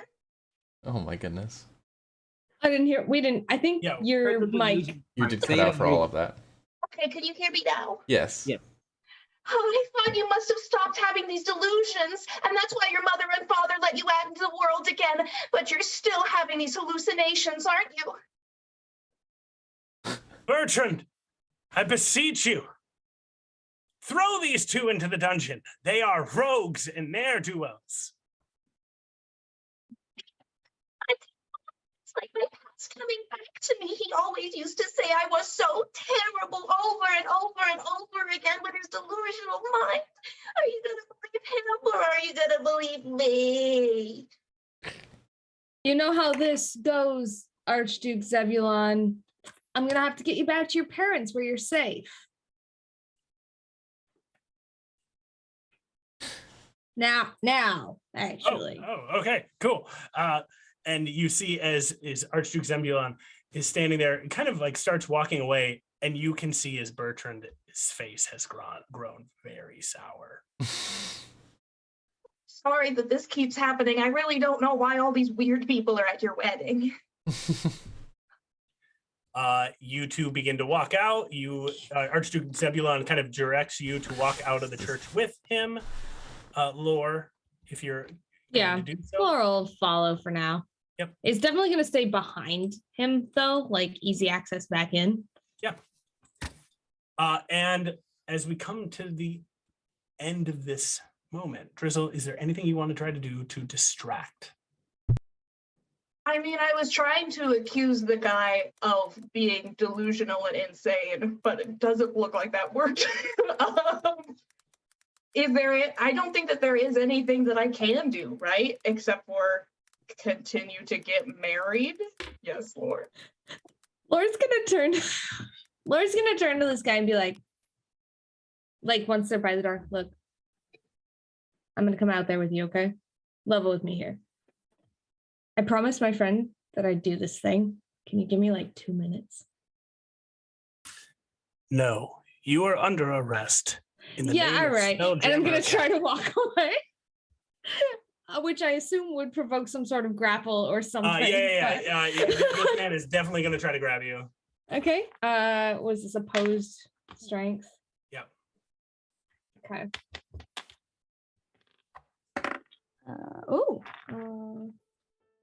19. 19? All right. Yeah, you break free. You can run back in there. Yeah, be like, don't go anywhere as they're running back. He's gonna be like, wait, I object. What the hell is this? Why is there one more person object? It's the same person. What do you have to say? It's been me the whole time. People just kept interrupting me. Kind of like looks down at her hand and then looks up, looks down at her.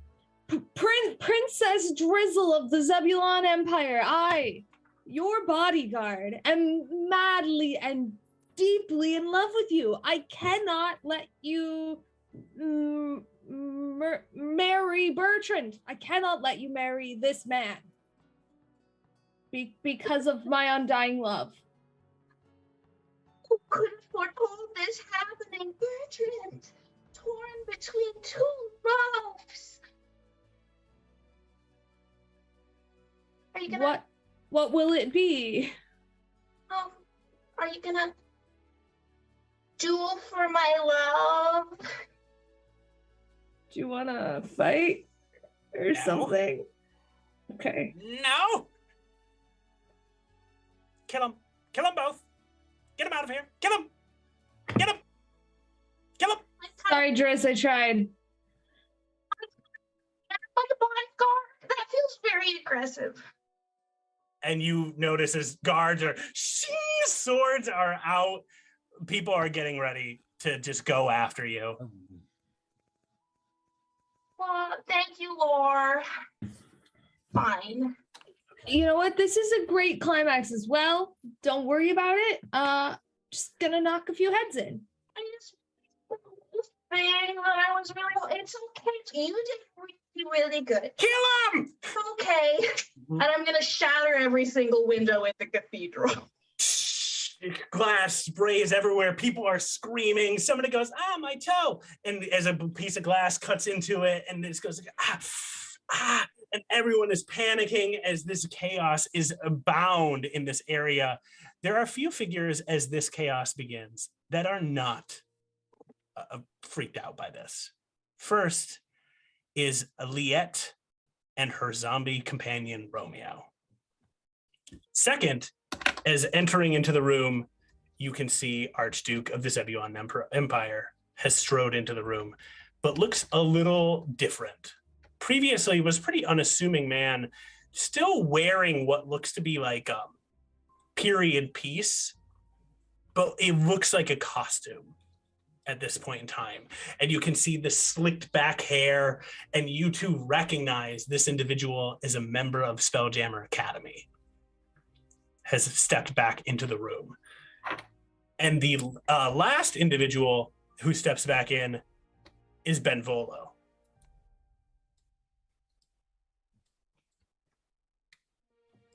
Your issue. All right. And as we come into full initiative, let the battle begin. Leon, it is the start of your turn. Awesome. Okay. Let's get it. How many Spelljammer guys are there? I don't see any on them. I don't see any on them. 3. 3 total. Can I shoot one? Yeah, 2 of them you can see have about half cover, so they just have a bonus to their AC. But you can take a shot at them. They're up on the bridge. And then one of them is down below you and also has half cover currently. Okay, so they all have half cover. Great. Yep. Okay, great. Yeah, why not? Yeah, I'm gonna take a shot at the one closest to me. I don't know why I can't see them on my map, but Weird. I see them know either. they do. Say what? I can't see any of them either. Oh, let's see if you can see them now. Oh, there they are. At least Yeah. there are. All right, so yeah, first action, I'm going to attempt to shoot this guy right here. Okay, great. All right, let me roll to hit that with my trusty laser pistol starboard. Pew, pew, pew. Wait, why did he? Oh, okay.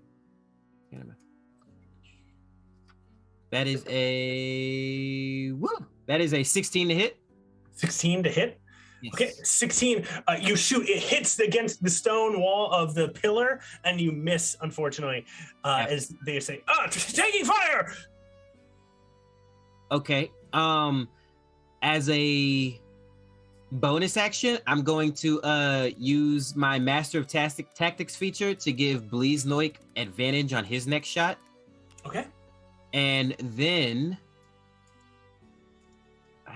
let's see, 5, 10, 15, 20, 25, 30. Ooh, that puts me way exposed. 5, 25, 30. Can I like hide over here, like by the stairs? Does that give me like partial cover at least?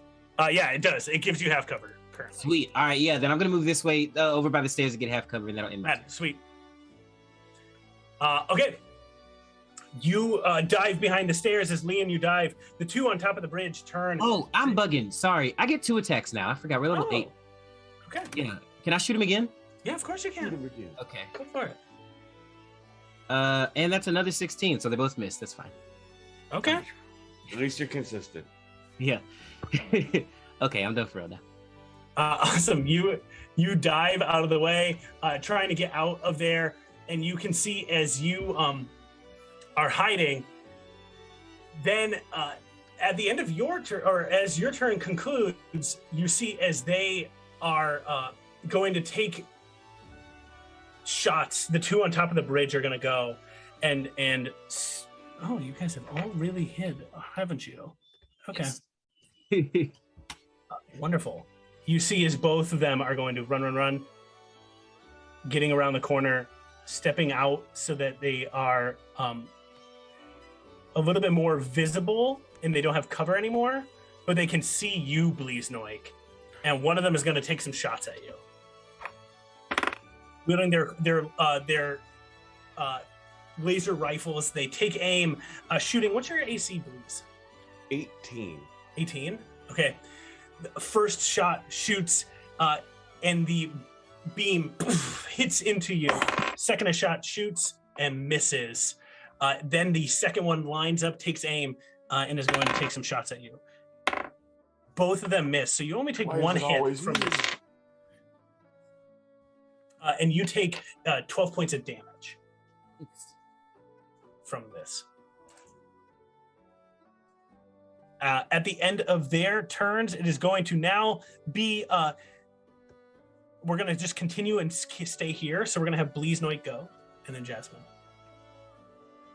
I'm gonna fire at them since they are now exposed. Okay, go for it. With the inspiration from my captain, get advantage on this first shot. Natural 20. Oh my god. That's how you use advantage, my boy. The first one does 17 points of damage.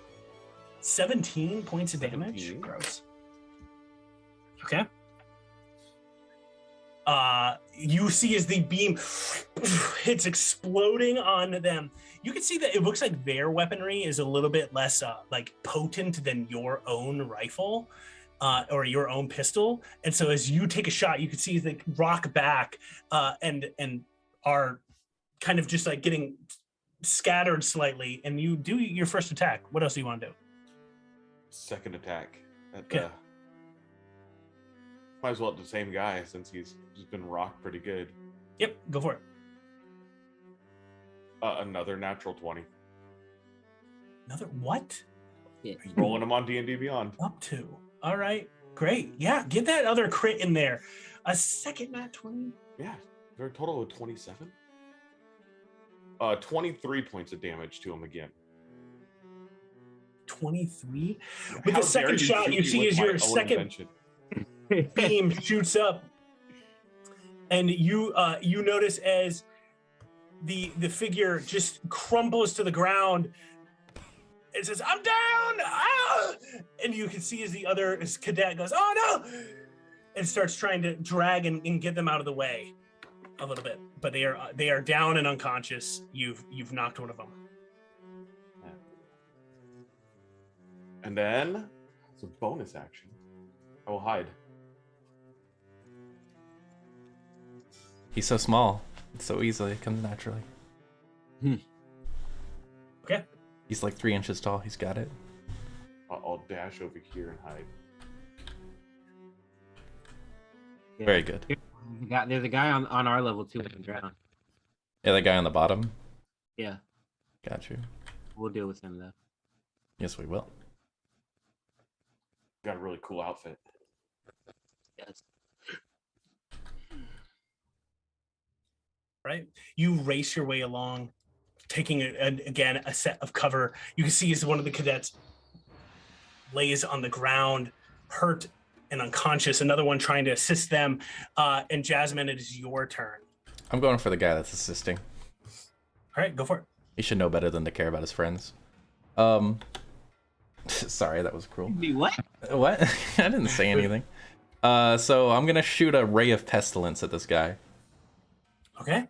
But this eerie green magic kind of envelops this book, and then it just fires out, and you can almost see like little faces come off it, like oh, as it shoots through. And that'll be a 17 to hit. 17 to hit. A 17 against the one up on top of the bridge or below? Yeah, the one that's sticking out. Rad. Yeah. All right. 17 does hit. Cool. I need a con save from him. All right. It fails. Cool. He's poisoned. Okay. For either 24 hours until he passes the save again. Rad. Sweet. You see, oh no! Also going to take 8 poison damage. And 8 poison damage. Great. Oh, help! Sir! You can see he puts his hand. Sir, we need help! Get in here! And you see as he's just throwing up a little bit, trying to shuffle his way out of the way, getting his out of the view as much as possible. Anything else you would like to do? Then she will, let's see, probably gracefully step back over here, a little bit forward, but still out of the way of everybody else. Okay, rad. Behind this pillar. All right. Yeah, you step out of this pillar. You then see as you three are hiding for a moment and taking your cover, striding through the door behind you was the same man with the artificer bracer and cane. I expected my zombies to last longer than that. You watch the zombies, one of them just get thrown down on the ground as the glamour of this man fades away, and you see a captain of the Spelljammer Academy. Man, that one was holding my clothes. Gertrude, no. You watch as this captain puts on your hat, Leon. Blasphemy. Okay. Raising the cane up, you see as it becomes a wicked blade. And he is going to rush forward and draw close to Jasmine. Yo, chill out. All right. All right, Jasmine, I'm going to make some attacks against you. Okay. The first one will most likely hit. I got a 19 on the die. Why the fuck didn't I prepare shield? Yeah, that hits. Cool. Rad. What's your AC? Right now, it would be 15 because I have mage armor going. Okay. You watch as the captain runs up. The first strike slices past you, cutting into you. The second strike, slicing down, cuts across your back. The third strike, the captain raises it and says, "Fugitives will pay, and Spelljammer Academy will look forward to taking you all back. The Admiral's looking for you," and critically strikes you with a flourish. Wait, no, chill out.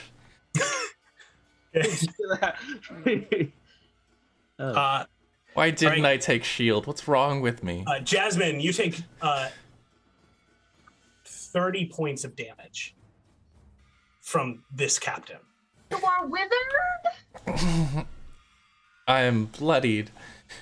I do have to say I'm losing my mind that your reaction was, wait, no, chill out. Right now. Hey, come on, man. Oh, hey. Chill, bro. It was a joke. It was a joke. Misinput, misinput. Break, bro. Oh, okay. Awesome. The captain takes the strikes, and that is the end of that side. We're back at the wedding, and it is going to be drizzle. You the glass shatters everywhere, and you or Laura can go. I have something that'll change what you might want to do. Go for it. I don't have tails. How close is Jazz to me right now? Jasmine? Not Jazz. Sorry, Lore. I think we're within about 35, 10, about 15, 20, 25. Yeah, Okay. give or take. Am I next to anyone who could have an attack of opportunity? Do I feel Only like Bertrand. Bertrand? Okay. So He didn't come strapped to his wedding, did he? and I'm gonna use my bonus action to just use my tempestuous wind or whatever it's called to just float gently away down towards Lore 10 feet without an attack of opportunity and just glide down the aisleway to her, grab her, start walking a little bit. This isn't what I wanted. And then I'm going to cast Thunder Step, and an explosion of thunderous magic is going to emanate from my temper tantrum as I'm leaving the church with Lore. Oh my god. Clearly, there are larger problems that we have to deal with right now. Okay. I'm gonna throw over my shoulder. I need everyone within. I want to drag Lore into a space within 10 feet of as many people as possible. As I'm just walking out, so that I can get as many people as possible to have to make a Constitution saving throw. You would need to be right in the doorway to get as many people as possible. Okay, I can do that if Lore's comfortable going with me. Okay, I'm gonna do that. They all need a con save of DC just 15. 15? Okay. Yes. Okay. The three of them passed. The three okay, who so they're gonna take highly relevant. half damage, and the thunder can be heard from up to 300 feet away. So We hear it. Gaffoon. Yeah, oh yeah. From elsewhere. 26 points of damage, or 13 for the people who saved. 26 points of damage, or 13 for the ones who saved. As I just grab Laura, look over my shoulder, and say, I really did genuinely try to make this work, but you were just, everyone's complaining the entire time. I didn't get the vision that I tried to love you. I'm sorry. And then I'm going to try to move us 90 feet towards the rest of the crew. You begin racing your way out of the church. You have to make your way through the town to make it over to the crew. As you use this thunder step, you notice as you appear that people just scatter, get thrown about. People are like, oh, my flowers. Oh, you see one person who is bringing the wedding cake. You see just turns, shields it with their back, and you see it just pours onto them as they get pushed down into it, clattering onto the ground. You then see as you arrive that the three figures who you more or less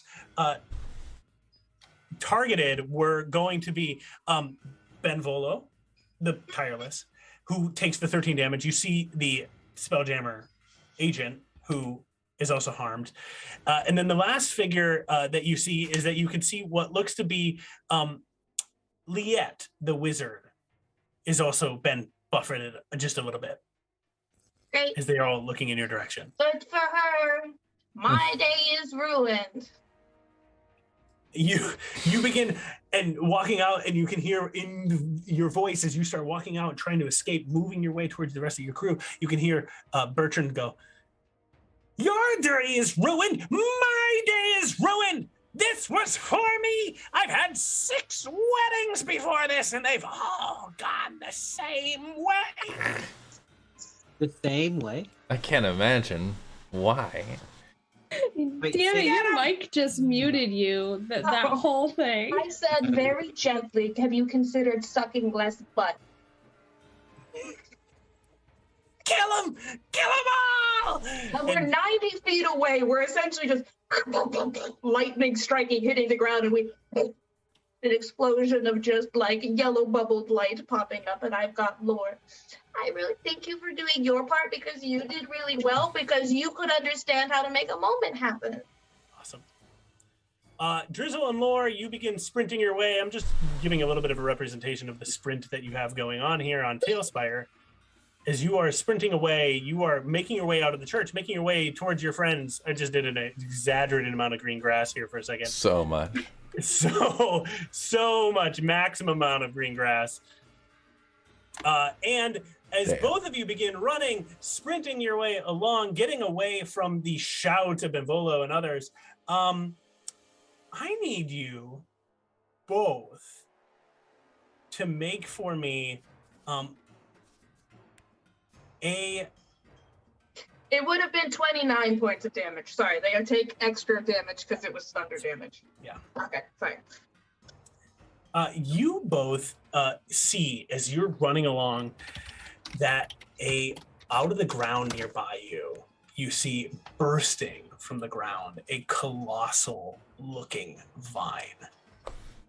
And it targets you, Drizzle, and you have to make for me a dexterity saving throw.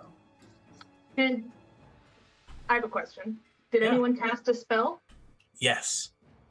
Were they within 60 feet of me? Yes. They did not cast a spell. I'm counterspelling it. You can't see them. Do I need to see them for counterspell? Yes. You need to see someone casting the spell. Nothing is going Drizzle's way today. Okay. Nothing's going your way. Yeah, I have to see them if they're That's casting. I'll a make dex the dex saving throw? That's a Dex saving throw, Drizzle. It's a 6. 12. 12. Wait, Drizzle? Drizzle got a 6. Drizzle was the 6. one being targeted. I Right, think right. Lore isn't targeted yet. All right, Drizzle, you watch as the vine comes bursting out, colossal beside you, and tries to lunge and grabs hold of you for a second. Stepping out of a nearby tree, like emerging from the bark of that tree, you see a very wizened-looking, bark-covered figure as this druid pulls himself out of the tree and sees as the vine grabs you. Lori, you're still free. You are not grappled at all. And the druid goes, got it. Why As do they, you care? Why do you care? Why is this your problem? you ruined our Lord's day. He sucks. Laura, it is your turn. He does suck. So Drizzle is currently grappled by this vine. Yep. I would like to attack the vine. All right, go for it. Or it's just gonna be like, Bodyguarding it up. okay, so you're from here? Wow, you have even less skin in the game than I thought. And that's gonna be a 23 to hit.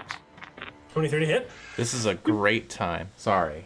No, actually, after your turn. Go ahead. I'm going to remind the audience of the bless and curse stuff. Yeah. Yeah. You, All right, right now? yeah, so we'll finish this Yeah. because Yeah, I go think for I it. hit. Go ahead, Max. You better have. Oh, okay. It's a great time to remind the audience that if you have Valor tokens, which you can check with exclamation point points.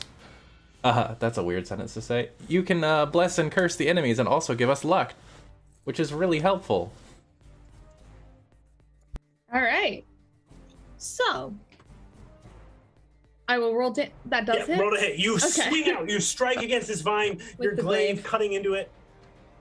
And that is, oh my god, it's on the You floor. threw that off your desk. I heard I'm that go. so You really, sorry. you went for it on that one. I got very excited. Let me try that again. As the vine gets sliced into your glaive, going into it, how much damage do you do? It is, just seeing what I add to it, 6 damage. 6 damage total? Yeah. Cool, Brad. You cut into this, but this vine seems to be covered partially in bark, in tree, in twig. It's hard to break free from. Just kind of like jabbing at it with the glaive, like, dude, we really have this thing going on here. Do you mind? Following 90 feet away, you guys are so far away as you escaped. You see Benvolo racing after you, and we're using a little bit of like, they're not that far away right here on the map, but we know that it's a little bit far. But Benvolo is coming out racing after you. You can see the agent running out after you as well, and then you can see standing in the doorway looking at you from a distance. You see Liette, the mage, the wizard, and she stares out at you, and you see as she pulls together a spell and begins to cast it. Can I counterspell this? Yeah, of course you can. I'm just gonna counterspell at 3rd level because that's all I can do. Brad, all right. You cast a counterspell at 3rd level, and for but a moment, you see as the spell goes forward, the fireball forming in Liette's hand and going to blast out towards you vanishes as it fizzles and dies. And Suck it. Drizzle, you are struck and reminded of a voice in your head. Your patron speaks softly to you for a moment and says, "You can believe whatever you want, and it will become real." And as you feel that voice, you manifest this counter spell, and then the fireball is gone. Vanished out of existence. Thank you. Okay. All right. You two are sprinting or trying to get your way free from getting the grapple, and we have our heisters. What are you all gonna do? All right, it's back to me. Yep. Back to Leon at top. Woo! Okay, so I just saw Jasmine get absolutely wrecked by this freaking guy, which is unacceptable. You don't attack my crew, and you damn sure don't wear my hat. So the first thing I'm gonna do is I'm going to shoot this guy from where I'm sitting. I'm guessing he doesn't have cover from where I'm at. I mean, I get. No, yeah, you can attack him. Free. Fantastic. So yeah, and I'm going to use one of my superiority dice for a maneuver. I'm going to use where is it? I'm going to use wait. I just had it. Sorry. One second. Oh, there it is. Yeah, maneuvering attack. First I got to hit. So give me a second. Let me make sure I hit first. Wow. First attack. Yeah, that's what I'm talking about. Does a 15 hit? 15 does not. You see as it just blasts in, and you can see this almost arcane buffer happening from this side. Second attack. Come on, baby. That's much. There's a 19 hit. 19 does hit. Yes. Okay. So on a hit, when I use my superiority die, I'm going to use maneuvering attack. I can expend the die and add the total to the roll. Oh.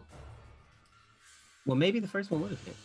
Anyways, I allow a creature that I can see or hear to use its reaction to move up to half its speed without provoking an attack of opportunity from the target of my attack.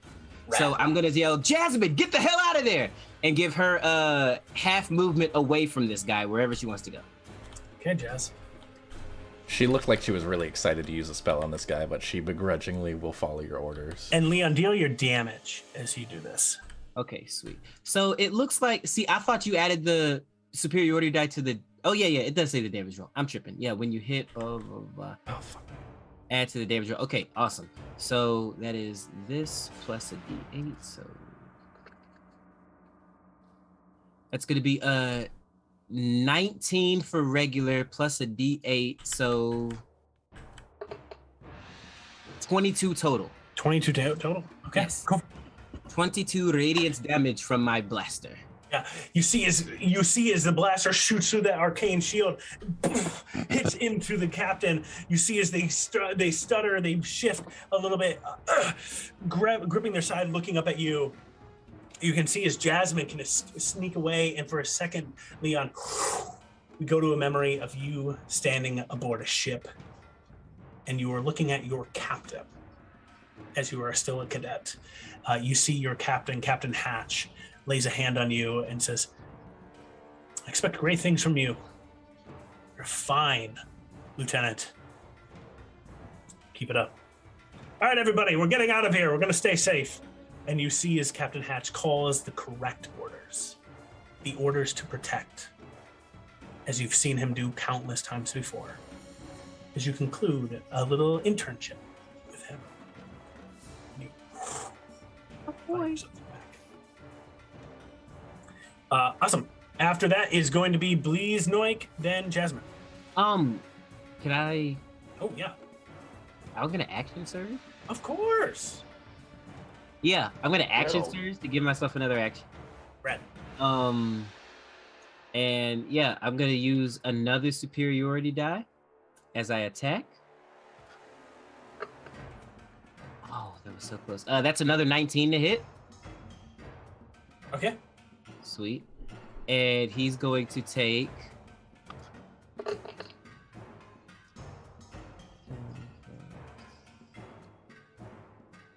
18 from this one. Okay. Oh my God. 18 to hit. Or 18 points of damage. Oh my God. Yes. And I am going to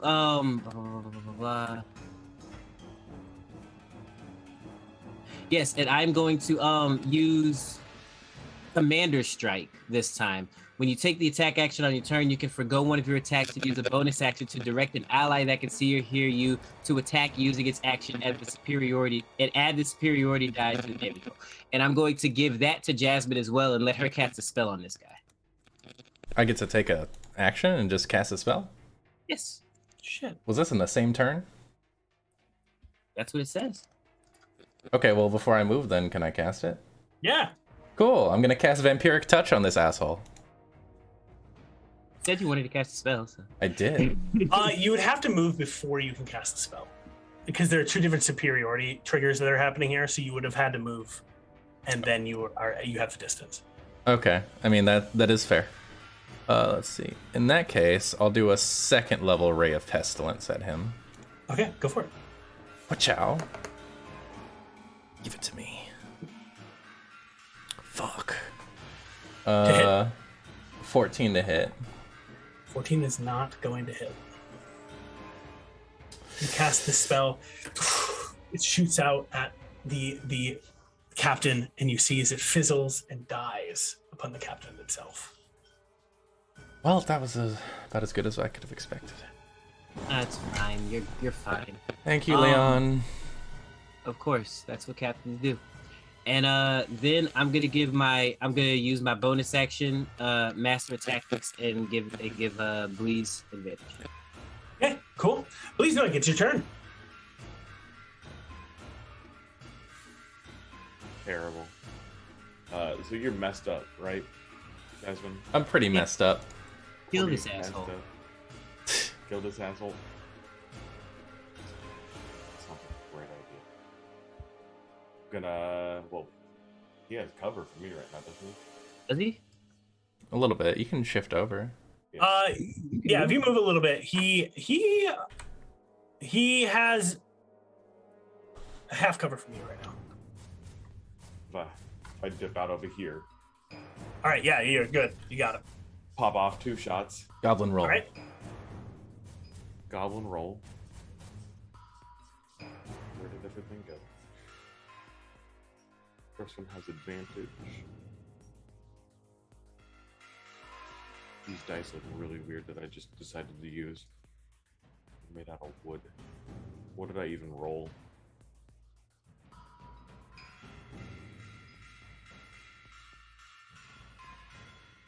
Uh, 26. 26? 26 definitely hits. Yeah.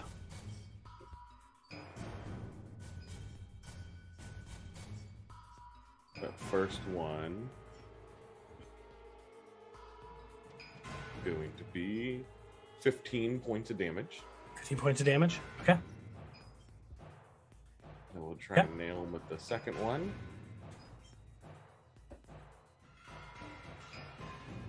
That was a 13 to hit. 13 does not hit for the second attack. You see as your shot, though, pierces, and you watch as the captain falls to one knee.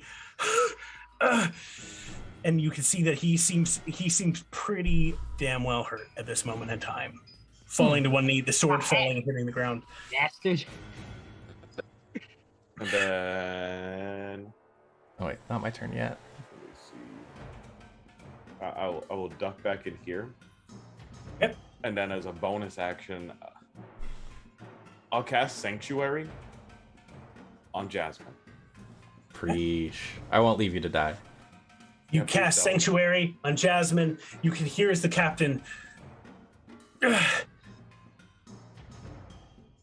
You are under arrest for Spelljammer Academy. Jasmine, it's your turn. Innocent. I'm gonna walk over to him. Striding. Making up the distance that I just put on him. And now I'm gonna use Vampiric Touch. Okay. And she reaches down this like devastating green energy. It just kind of goes out towards him and attempts to siphon his life force. With a +8 to hit. Please God, just hit so it don't look like an idiot. Does a 17 hit? 17 does hit. Yes, cool. I was like, oh, that's close. That's a little close. But he's gonna take 3d6 necrotic, so 10 necrotic damage. Okay. And I believe I heal all of that. You do. I believe you do heal all that. Something has gone on with the stream in our images. Just Oh boy, who moved around on Zoom? There we go. one. I got it. I Sorry did. about that. All right. You step forward, pulling the life force out of this captain, and as he stares at you, eyes wide in a little bit of fear, you hear, "For Spelljammer Academy." and crumples to the ground as you restore the life. And we flash for a second to you, Jasmine. The moment when you recall the news that you were expelled from the academy. You recall when they said that your necromantic powers were too much for the academy. And you recall all of those sneering faces of the folks who saw you graduate as they smiled in glee, knowing that you were expelled.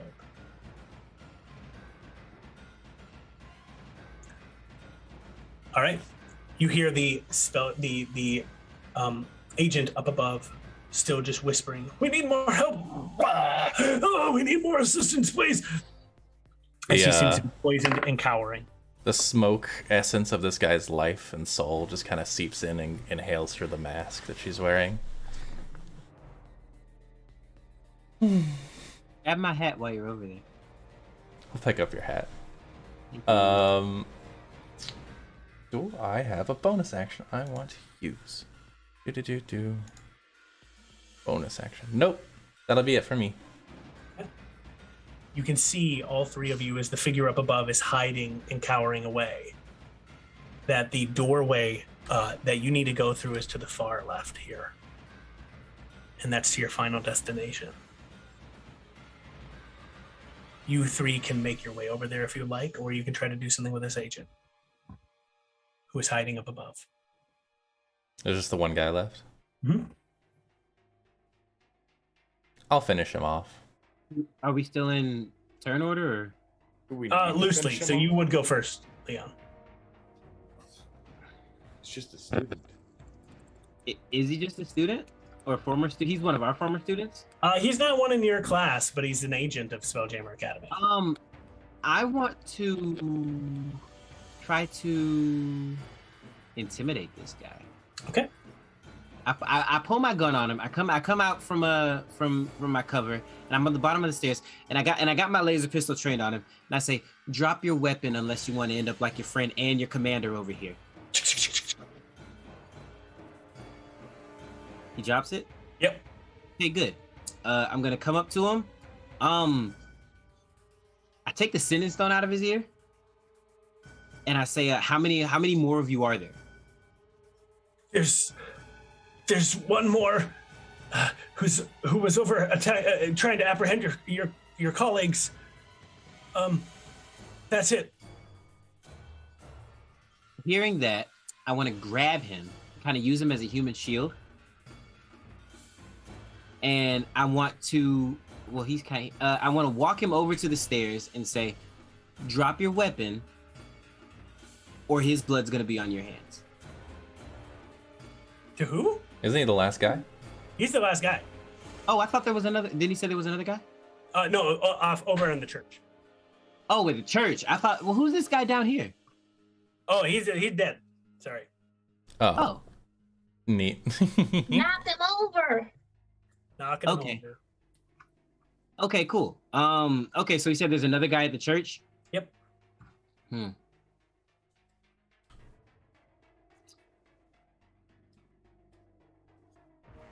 I'll give him the sending stone back. Tell them we have backup coming.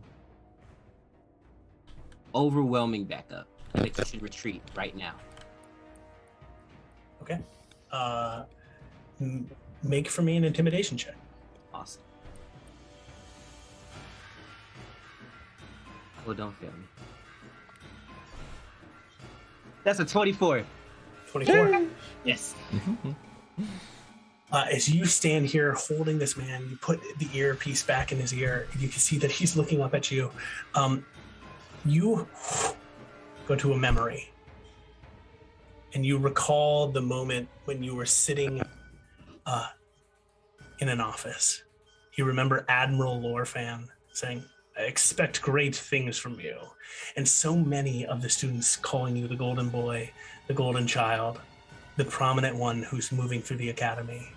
You recall Hatch's face, Captain Hatch, as he smiles at you, his whole crew cheering you on.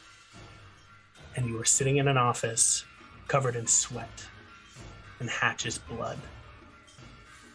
And there are few people outside. And you sit in that office as Admiral Lorfam stands quietly in front of you. Behind him are 3 figures, each a major image hologram.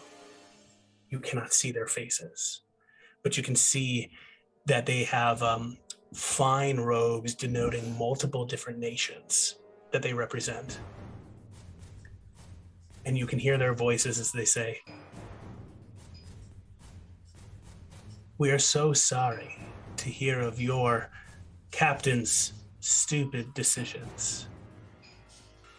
We expect you to keep this lie, or else we will rake you through the mud as well." Admiral, hand him the eye. The Admiral reaches out and hands you a robotic eye. His face stony as he stares at you. "Accept this as a gift for your service. We will also give you a Medal of Honor. And you will say nothing more about what happened. Do you agree?"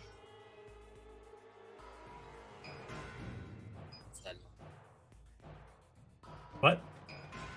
Yes, Admiral. The Admiral nods and hands you the eye as the 3 holographic figures fizzle and fade.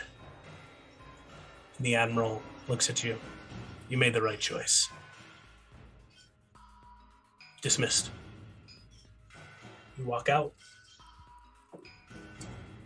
And you can see his people cheer you. "Hero! Hero!" The man picks up the earpiece as you come back and says, "They have overwhelming odds. They're coming with more of them. These are truly dread pirates. Get out of there."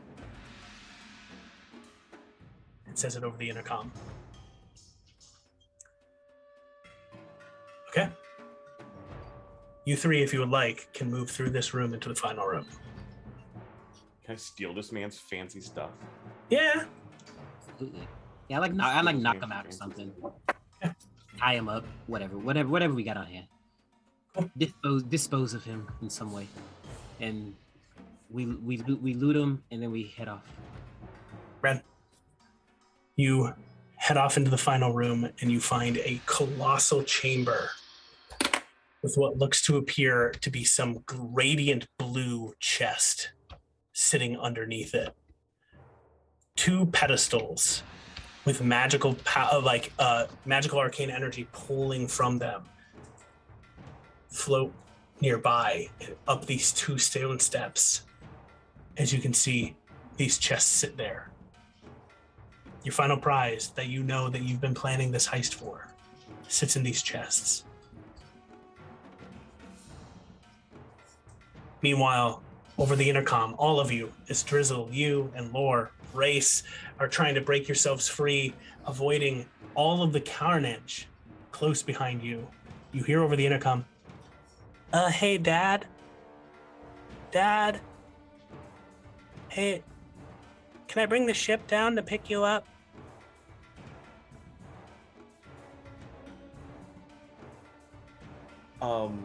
We're almost done.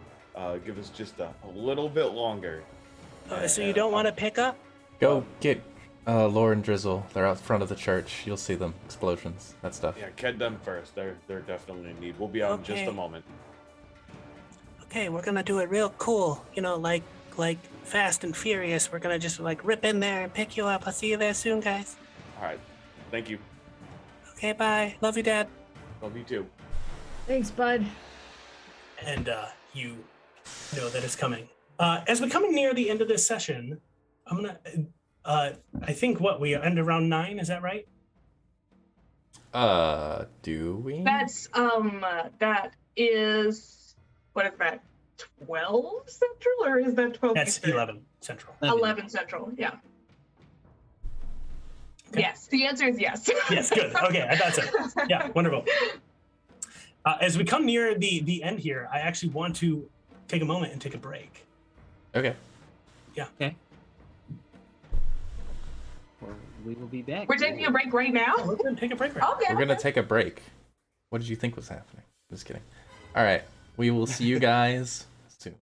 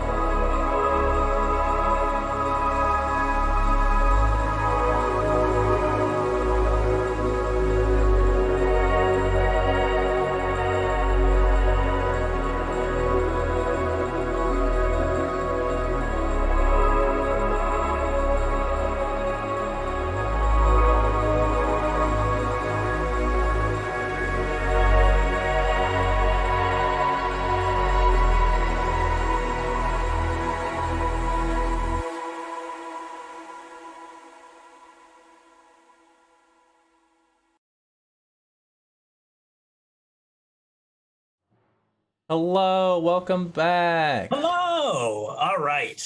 So welcome back. I'm glad to take just a momentary break. I realized I hadn't had one yet, and so I wanted to make sure everybody had a chance to go to the bathroom, get drinks, get their hydration. You know, we've got to stay hydrated.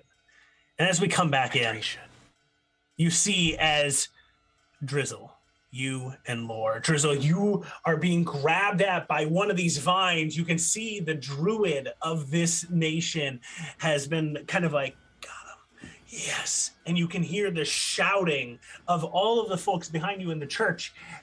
And I want to start with you, Drizzle. What would you like to do?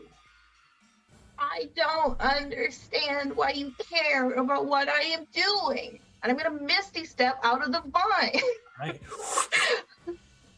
You Misty Step out of the vine, immediately escaping, getting further away from it. I'm going to, with my action then, I'm going to cast light on myself and just make myself glow like a nightlight in the middle of this road here as I'm kind of jogging backwards so that I'm still keeping an eye on Lore. Just making myself like I'm just doing this. Because I heard them have the conversation, right? Over the earpiece. Come on down, land. You start making you're doing one of those air traffic controller moves where you're in and you're on the tarmac. You're starting to try to direct as you're shouting out. And for just a second, Drizzle, as you turn into mist, becoming a Misty Step and using that spell, reappearing yet again, we find as we go back to the academy yet again. Here we can see as you are standing there looking up at one of the professors just holding their head, the gym burning behind you. A series of chaos amid the crowd, and you can see a janitor going, "Oh, shucks, this is gonna suck," and just kind of shuffle on in there to start cleaning up. And again, that voice in your head says, "If you believe it, it's true." Echoing around for a moment and then fading as the professor, you can see Saoirse is like, "What do you do? What happened to that?" I completed the assignment. Touche, you technically did complete the assignment. Yeah. Did you have to go as big as that? Go big or go home. Stay tuned to the next episode of Hodge and Kodge. This time they go big or they go home in this adventure. And you hear that radio playing in your head. And you see Saoirse go, "Well, I'm not going to send you home for this one. You technically did complete the assignment." Thank you very much. If you need me to, like, I don't know, rain on it, like, do I need to fix it or am I just good to go? No, you're good to go. Yeah. We cut forward again, and you can see in the news, the radio show, on that radio wave, you can hear it as it says, "Recent news speaks of one of the Spelljammer cadets being expelled for damage to property. Their name is Drizzle. They seem to have also been cheating at various other portions of the academy tests and other things that were happening in the academy and helping run an underground ring." Technically, it wasn't underground. I never really understood what that meant, underground. I think it's more like behind curtain, behind sheet. Whatever. Very wise. As you say those words, you recall a moment when the Admiral came on the radio. It was a shame to see Drizzle and the others leave, but it was necessary. They are all traitors. And one could say that for Drizzle in particular, she went big and she went home.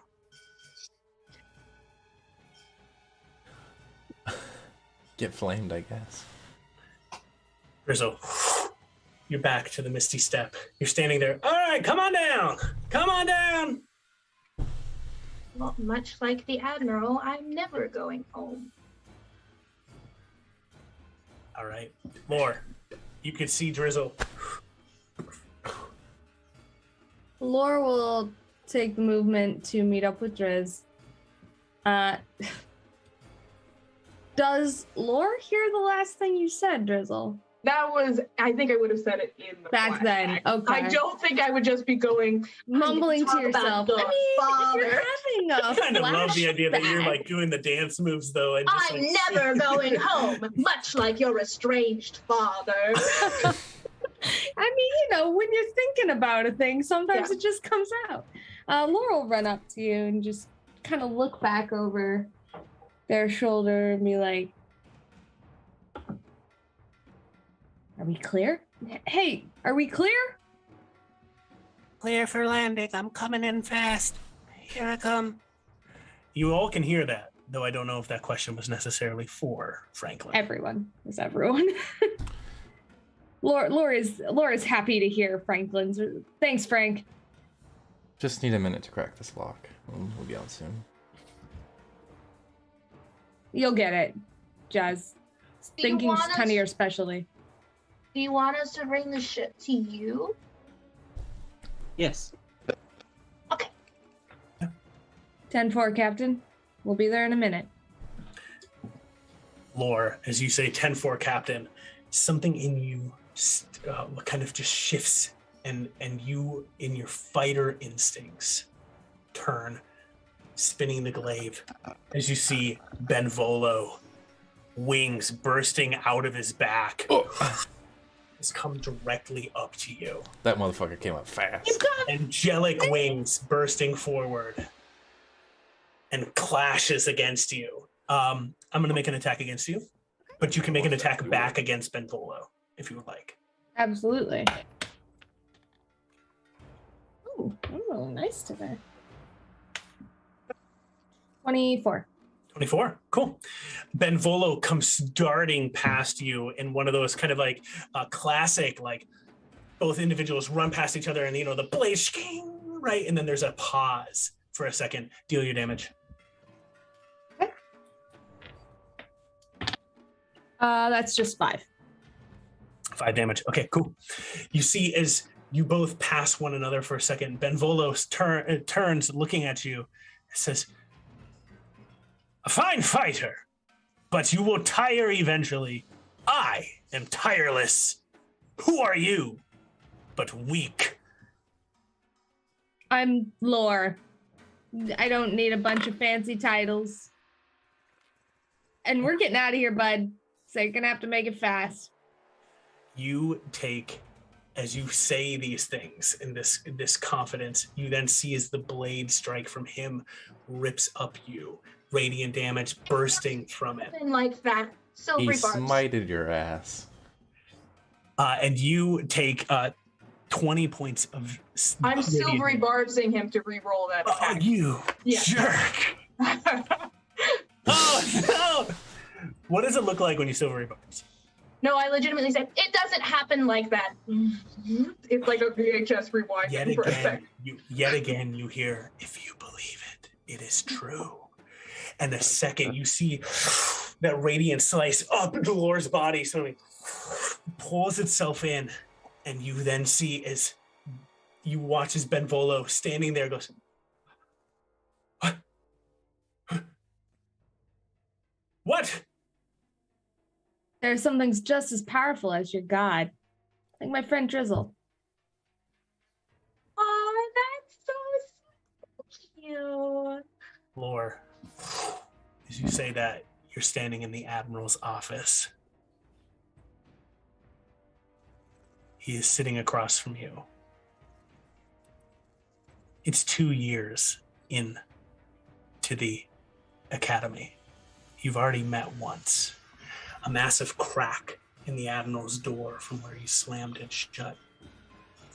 And hello, the Grouch Couch. Thank Welcome, you for raiding. Raiders. Yo. Oh, Raiders, Huzzah. as you join, Laura, you stand there as the Admiral looks at you, leaning across the desk from you.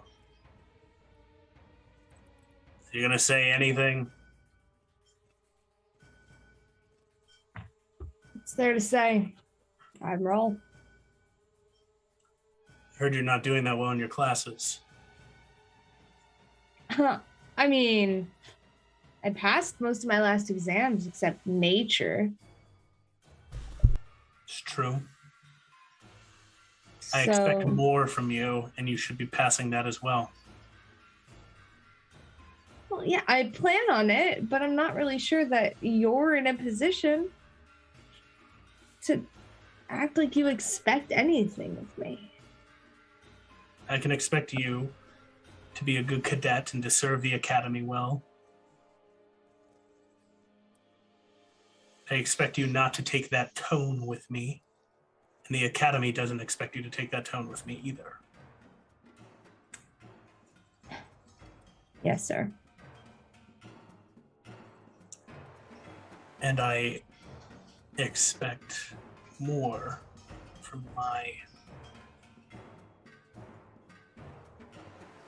from someone of your talent and aptitude. What goes through Lore's mind in this moment? Something that has happened multiple times throughout Lore's, only a couple, but enough to be notable, time through the academy for Lore, is this kind of game of chicken that her and Admiral Lorfan, her father, have been playing on who will say it first. And at this point, from this flashback still, nobody has. And I think in that moment, Lore's thinking, say it. If you're not going to say it, I'm not going to say it. You see the Admiral get close to you in a moment of silence, in this moment of chicken. As he draws up, you can see that he has like the kind of like very normal, kind of standardized haircut that's pulled up very tight cropped, but it looks almost like it's been carved into a partial mohawk. As he draws closer to you, you can see that he has scars, 4 scars, 2 across his head and 2 across his chin here.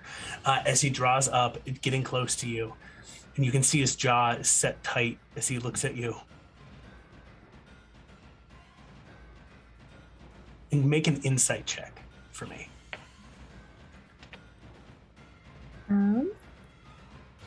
Let's see what I add to that. 13.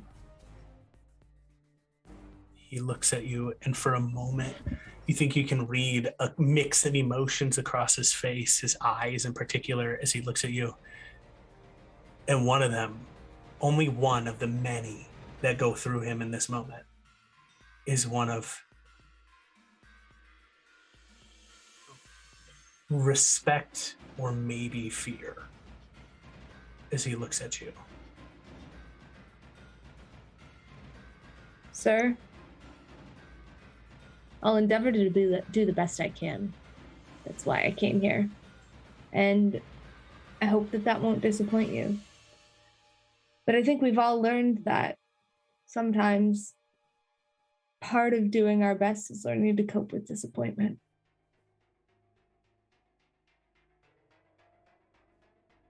You're dismissed. Sir. And Laura will leave and not slam the door this time. You find yourself standing there again. Boom. Ben Volo standing next to you, blade out. You see as you are there, as these memories flood back to you. Drizzle, you stand by. Come on in. Come on in. And Laura and Drizzle, in the distance, high up in the air, you see a shape starting to come through the clouds. We cut now for a moment into Jasmine, Leon, and Bleasnoik. You find yourself standing in a arcane vault. These two blue, this large gleaming blue with arcane energy chest sits in the center underneath a magically floating sort of obelisk above it. Up 2 stairways, you see 2 pedestals with arcane energy pulsating from them as well. What would you like to do? There's no initiative counter for this. It's more just kind of deciding how you want to try to do this. I just look at Jasmine. Muted. She will inspect it to see if it's like a lower tier thing where she could maybe dispel magic it. All right. Go for it. Make an investigation check. Let's go. Investigation. I'm good at those. 2 of them. There'll be a 23. There are 2 pedestals with arcane energy pulsating from them, and then there's the chest in the center, 23. Mhm. Cool. Meanwhile, Bleeznoik, what do you want to do? Anything? Jasmine, what were you checking out? She was saying if it was maybe something that could be dispelled. One of the pedestals or the chest itself? Either. Like just get a feel on what this thing is. Is it too strong to try and just break it? Yeah, looking around the room, you're kind of giving an assessment, so you can see that Bleeznoik. Jasmine's kind of doing a quick scan. I was gonna go up to one of the pedestals and investigate it. Red. All right, make another investigation check as well. Ooh, rolled a 2 for a total of 9. 9. Okay. Beautiful. Can I help him? You start. Give him advantage. Oh, give it an advantage? Mhm. Okay, go for it. You'll zoom in with your mechanical eye and look for details. Oh, a little bit better, 15. 15. Okay. Jasmine, with your above 20, you are looking. This is a simple, basic spell. You could probably dispel this. Oh. You can see kind of the arcane weave bound to it. If you wanted to, you could cast Dispel on this. However, you can also see how you could even pluck apart parts of this weave, parts of the arcane to just Oh, she sees it real clearly. easily. Okay. Bleeznoik, as you're investigating for but a second, you think something is wrong with this. You think it's pretty straightforward, but with a 14, I can't give you precisely what is going on, but you know something is wrong.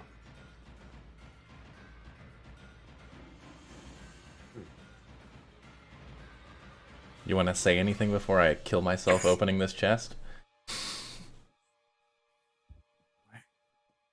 Why does it look so weird? I've seen stuff like this before, but this just doesn't make sense to me. What do you mean? Are you not looking at the same thing? I was looking at the lock on the chest. It seemed like it was fairly easy to break. Oh. The pedestal just looks really weird. You bring up that attention, Bleeznoik. Your arcane artificer's mind actually looking at the mechanisms of this, while Jasmine's mind is looking at the full weave's extent itself, like the arcane weave. As you look, you can see both of you now drawing attention, Bleeznoik, to you actually just investigating this and looking was helpful here. You see that there is a room-wide trap subtly woven into the weave itself. And you can see that these 2 pedestals are activating it. Oh. Interesting. You think that if you trigger this, Jasmine, as you were looking at this, that the entire room would explode. Oh. You tried to dispel. Excellent. Well, good save, please. That could have ended badly. Why? What did you see? Those pedestals have this place rigged to blow if you open those chests. So, I think we disable the pedestals first, and then we'll move from there. How do we disable the pedestals? I'll walk up to the far one. Able them at the same time? We'll see. Maybe. I'll go up to the other one. Okay, so who's together? Because 2 would have to be at the same time, right? It seems like. I feel like Blee should go with Leon. There's one. All right. This will be a knowledge arcana check to try to disable them. I go back down the stairs. You can help Bleeze. I give Bleeze advantage. Woo! Wow, All right. A nat 20 from Jasmine. Mm-hmm. a total of a 24 for me. And a 24. Both of you, as you step downstairs, Leon, you are standing there by the chest, Leon, for a moment, as these 2, both of these great minds begin to tinker with these pedestals, and then you get this feeling of whatever weight, of whatever static electricity was hanging in this room fizzles and fades away for a second. You call out some supportive words, Leon, and then you can see the chest in the center of the room open slightly. Ooh. Rub my hands together. And You begin to lift it and open it up, and you are reminded of a memory of a Balor, a demon of hell, meeting with you in a seedy bar somewhere in the Astral Sea. Whoa. And this Balor leans forward, a little bit of smoke coming out of his mouth as he says, Leon, get me that map, and I'll get you any items you need. And the top opens, and you see a scroll case inside of this. Still there. I grab it. You grab it. Tuck it into my jacket pocket. Mission accomplished, guys. Let's get out of here. Oh, it's just the map in there? Is that all that was in there? That was it. Yeah. Interesting. You sure this map isn't worth more than this guy was bargaining for?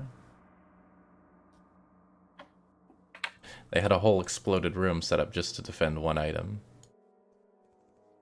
Probably. But we're getting everything he's worth, so. Whatever you say, Captain. As you both say that, you begin to make your way towards the exit, and the door is sealed shut. Oh, shit. You try it.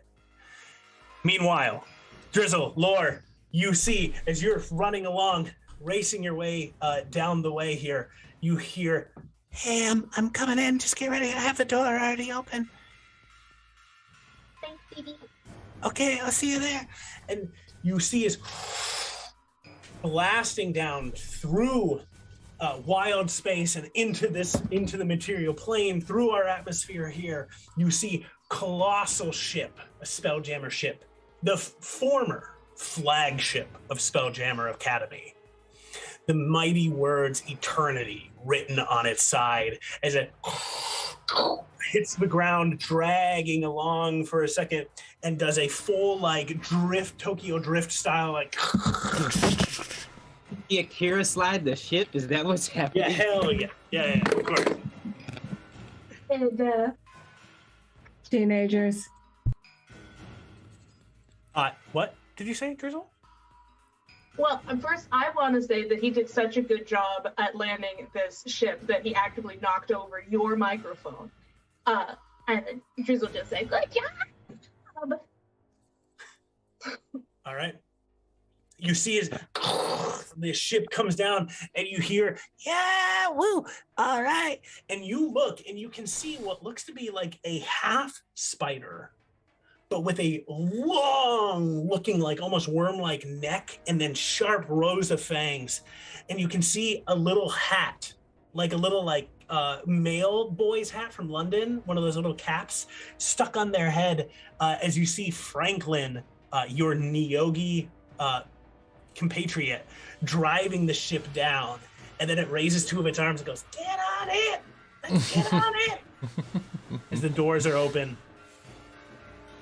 You two have a chance. If you want, you can jump on in. That's what I'm talking about. Nice job, Frank. And grabs Drizzle. I'm gonna, while you're grabbing and putting you in, I'd like to turn to the paladin.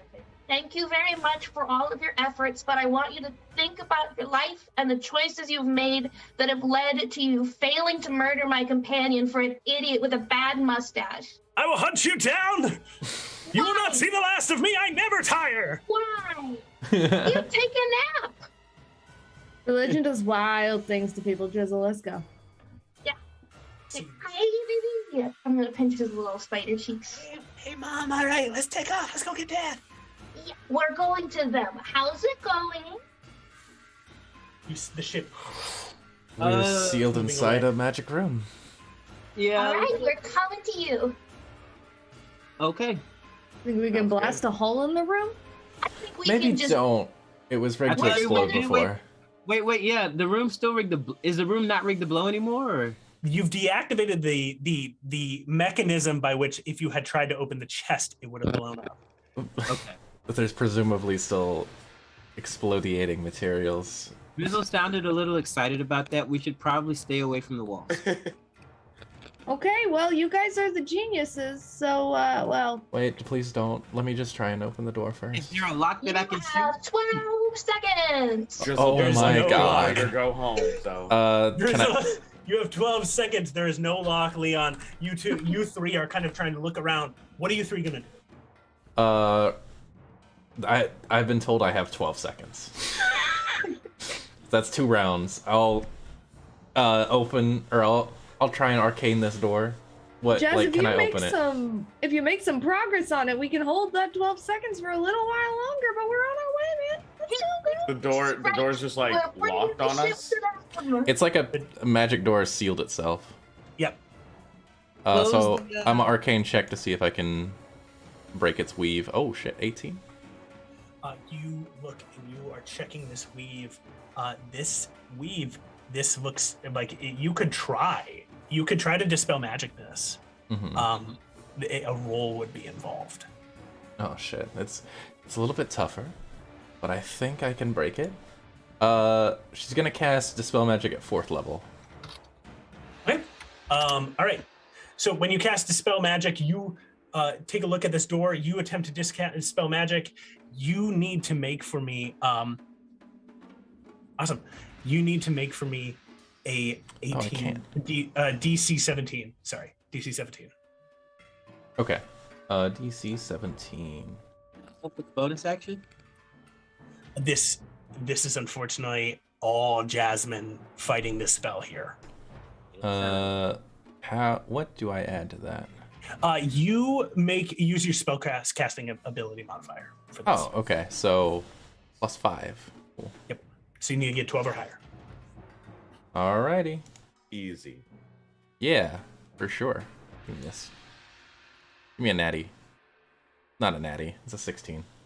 16. You cast the spell. You see as runes scatter across this wall for a second. You can see what looks to be almost like an arcane looking symbol pull itself across the wall. And you notice as this looks to be like some sort of high level vault has been built here, right, by some powerful spellcaster. You're not really making out what that rune precisely is. You know that it's probably one of the other planes of existence, right? That's been hidden here. I'll commit it to memory. Okay, great. Shit. I'm gonna have someone else go, Jasmine. You've tried. Yeah, I did try. Please? You're muted. All I could do is shatter. Go for it. I don't think it'll work, but I'll just shatter. Actually, I shattered a wall next to the door. Just the spell shatter. Just the spell shatter. Rad. Sweet. Okay. Cool. Belize knowing you cast the spell shatter. The wall fails. Deal your damage. I mean, it's a wall. it does a fail. wall. 16. Okay. The shatter explodes. And the sound echoes around the room, and you all are momentarily deafened for a Hell second. yeah. You then see as the wall remains standing, it still looks solid. It was hurt, but not crumbled. Sounds like it's going really well. It's Didn't not. need my ear. You didn't have to hear that. it's Sorry fine. about that. I feel like we're missing something. Can I make an investigation check? Yeah. Yeah. On, Go for it. Oh, okay, cool. 18. 18. Okay. Is there anything in particular you're looking for? A trigger. Because we got in here. We weren't like I grabbed the scroll and then the arcane lock happened, right? And we were sealing. Mhm. I guess I want to look at the chest. going back to the chest, you can see a rune glowing in the base of it softly. The azure light of the original color of that chest is sort of almost obscuring it.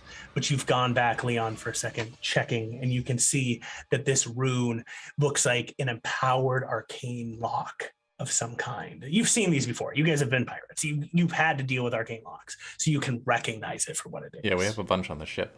I say, what's up, dungeon scrawlers? Raid. Welcome. Hey, dungeon scrollers! Hello.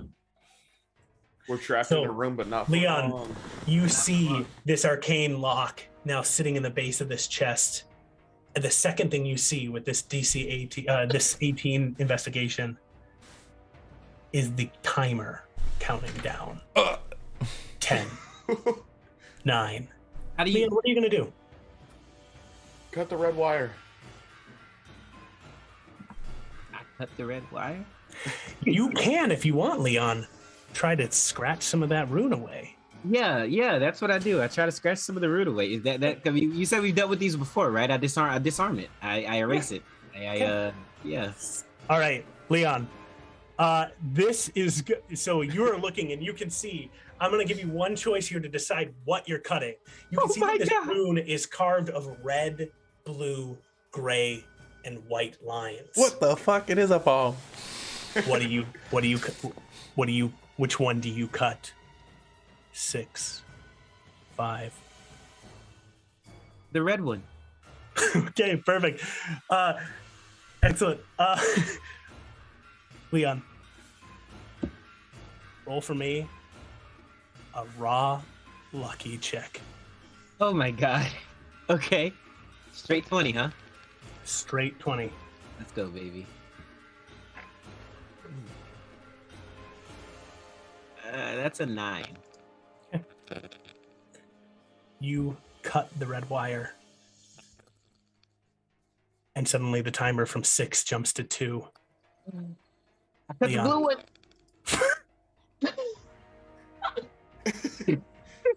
All right. You cut the blue one. Do you say anything when you do this?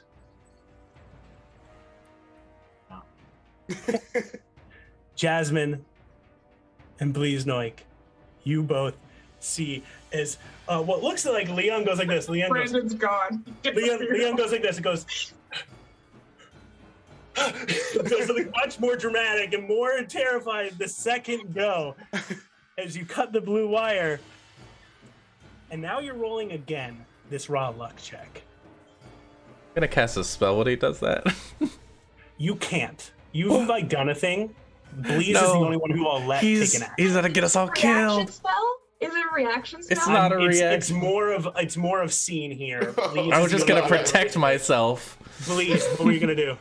Huh? What am I gonna do? Do you want to do anything? You don't have to. I don't have anything else to do. Shit. Ever just hope that our captain's got this. So, guys, we're all gonna die. I rolled a 2. I was gonna. All right. Great. Yeah. You Can't wait to play the rest of the game with just me and Drizzle. I'm gonna lose another eye now. That's what's the good. ship, It's the okay, ship you got flies Franklin. by, and now I'm gonna roll a die. And this die right here, I'm gonna roll. You rolled a 2. I rolled a 2. If I get lower than you What? on that one, What? you got it right. The chances are good. Please, you, Jasmine, Leon, you stand in the room. Drizzle, you come flying down with Lore. Franklin goes, Dad, we're coming. We're almost there. And then you see as the most colossal explosion triggers. Aim for the hole, baby. What? Go big or go home. You're gonna shoot us? Shooting, we're landing in the hole. Oh. The explosion. Okay, how much damage? How much damage? Do I die? Wait, what did you ask? Then how much damage do we take? Right. Do I Okay. die? Yeah. So you both, you come soaring in there, and you can see as you hear aim for the hole as this explosion rocks everything. The ship even just slightly stutters. It's a colossal ship, so it barely gets affected by this.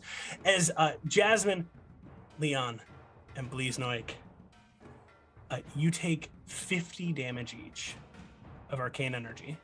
I lived. This is why I was gonna cast my. I'm unconscious. I'm unconscious too. I have 6 hit points left. And are launched 50 feet in the air. Catch him, Lord. One of you two on the ship can try to catch them. Absolutely, I will try. What do I roll? A shipwright check. Oh, If you check your skills, everyone has a Okay. shipwright score. I saw that. We do? Yeah, it's at the very bottom. Driz, what's yours? Look at that. That Yeah. Oh, I don't have one. I don't know how the boats work. Drizzle, Okay. for just a second, as you say that, as you say, I don't have one, you go back in time to every time the shipwright class was happening. You're like, nah, I'm good, I don't need to go. And you didn't go. Okay, I've got a +2. I'll do that. That class. All right. I did that for class.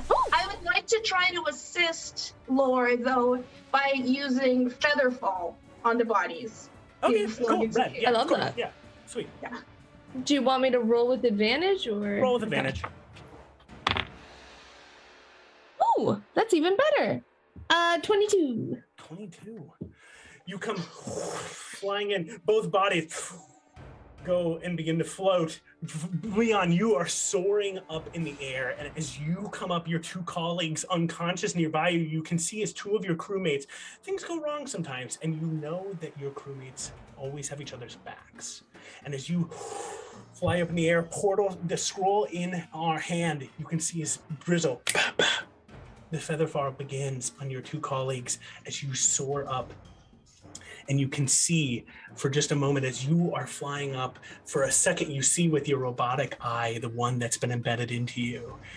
You feel that you can see for a second a glimpse of the future, a glimpse of this continued life as pirates, as heroes and adventurers. But you recall that memory for a second of standing there at the Skydock. Welcome to Spelljammer Academy! And you were reminded of the lies that were used to build that academy. And for but a moment, as you soar in the air, free floating, you feel that this is a true life that you've taken on and that your friends have taken on. And then the ship soars underneath you. Your two friends land softly on the deck as you land fully standing upright on the deck as well. Beard Is there just a anything little you want to singed. say or do, Captain Leon?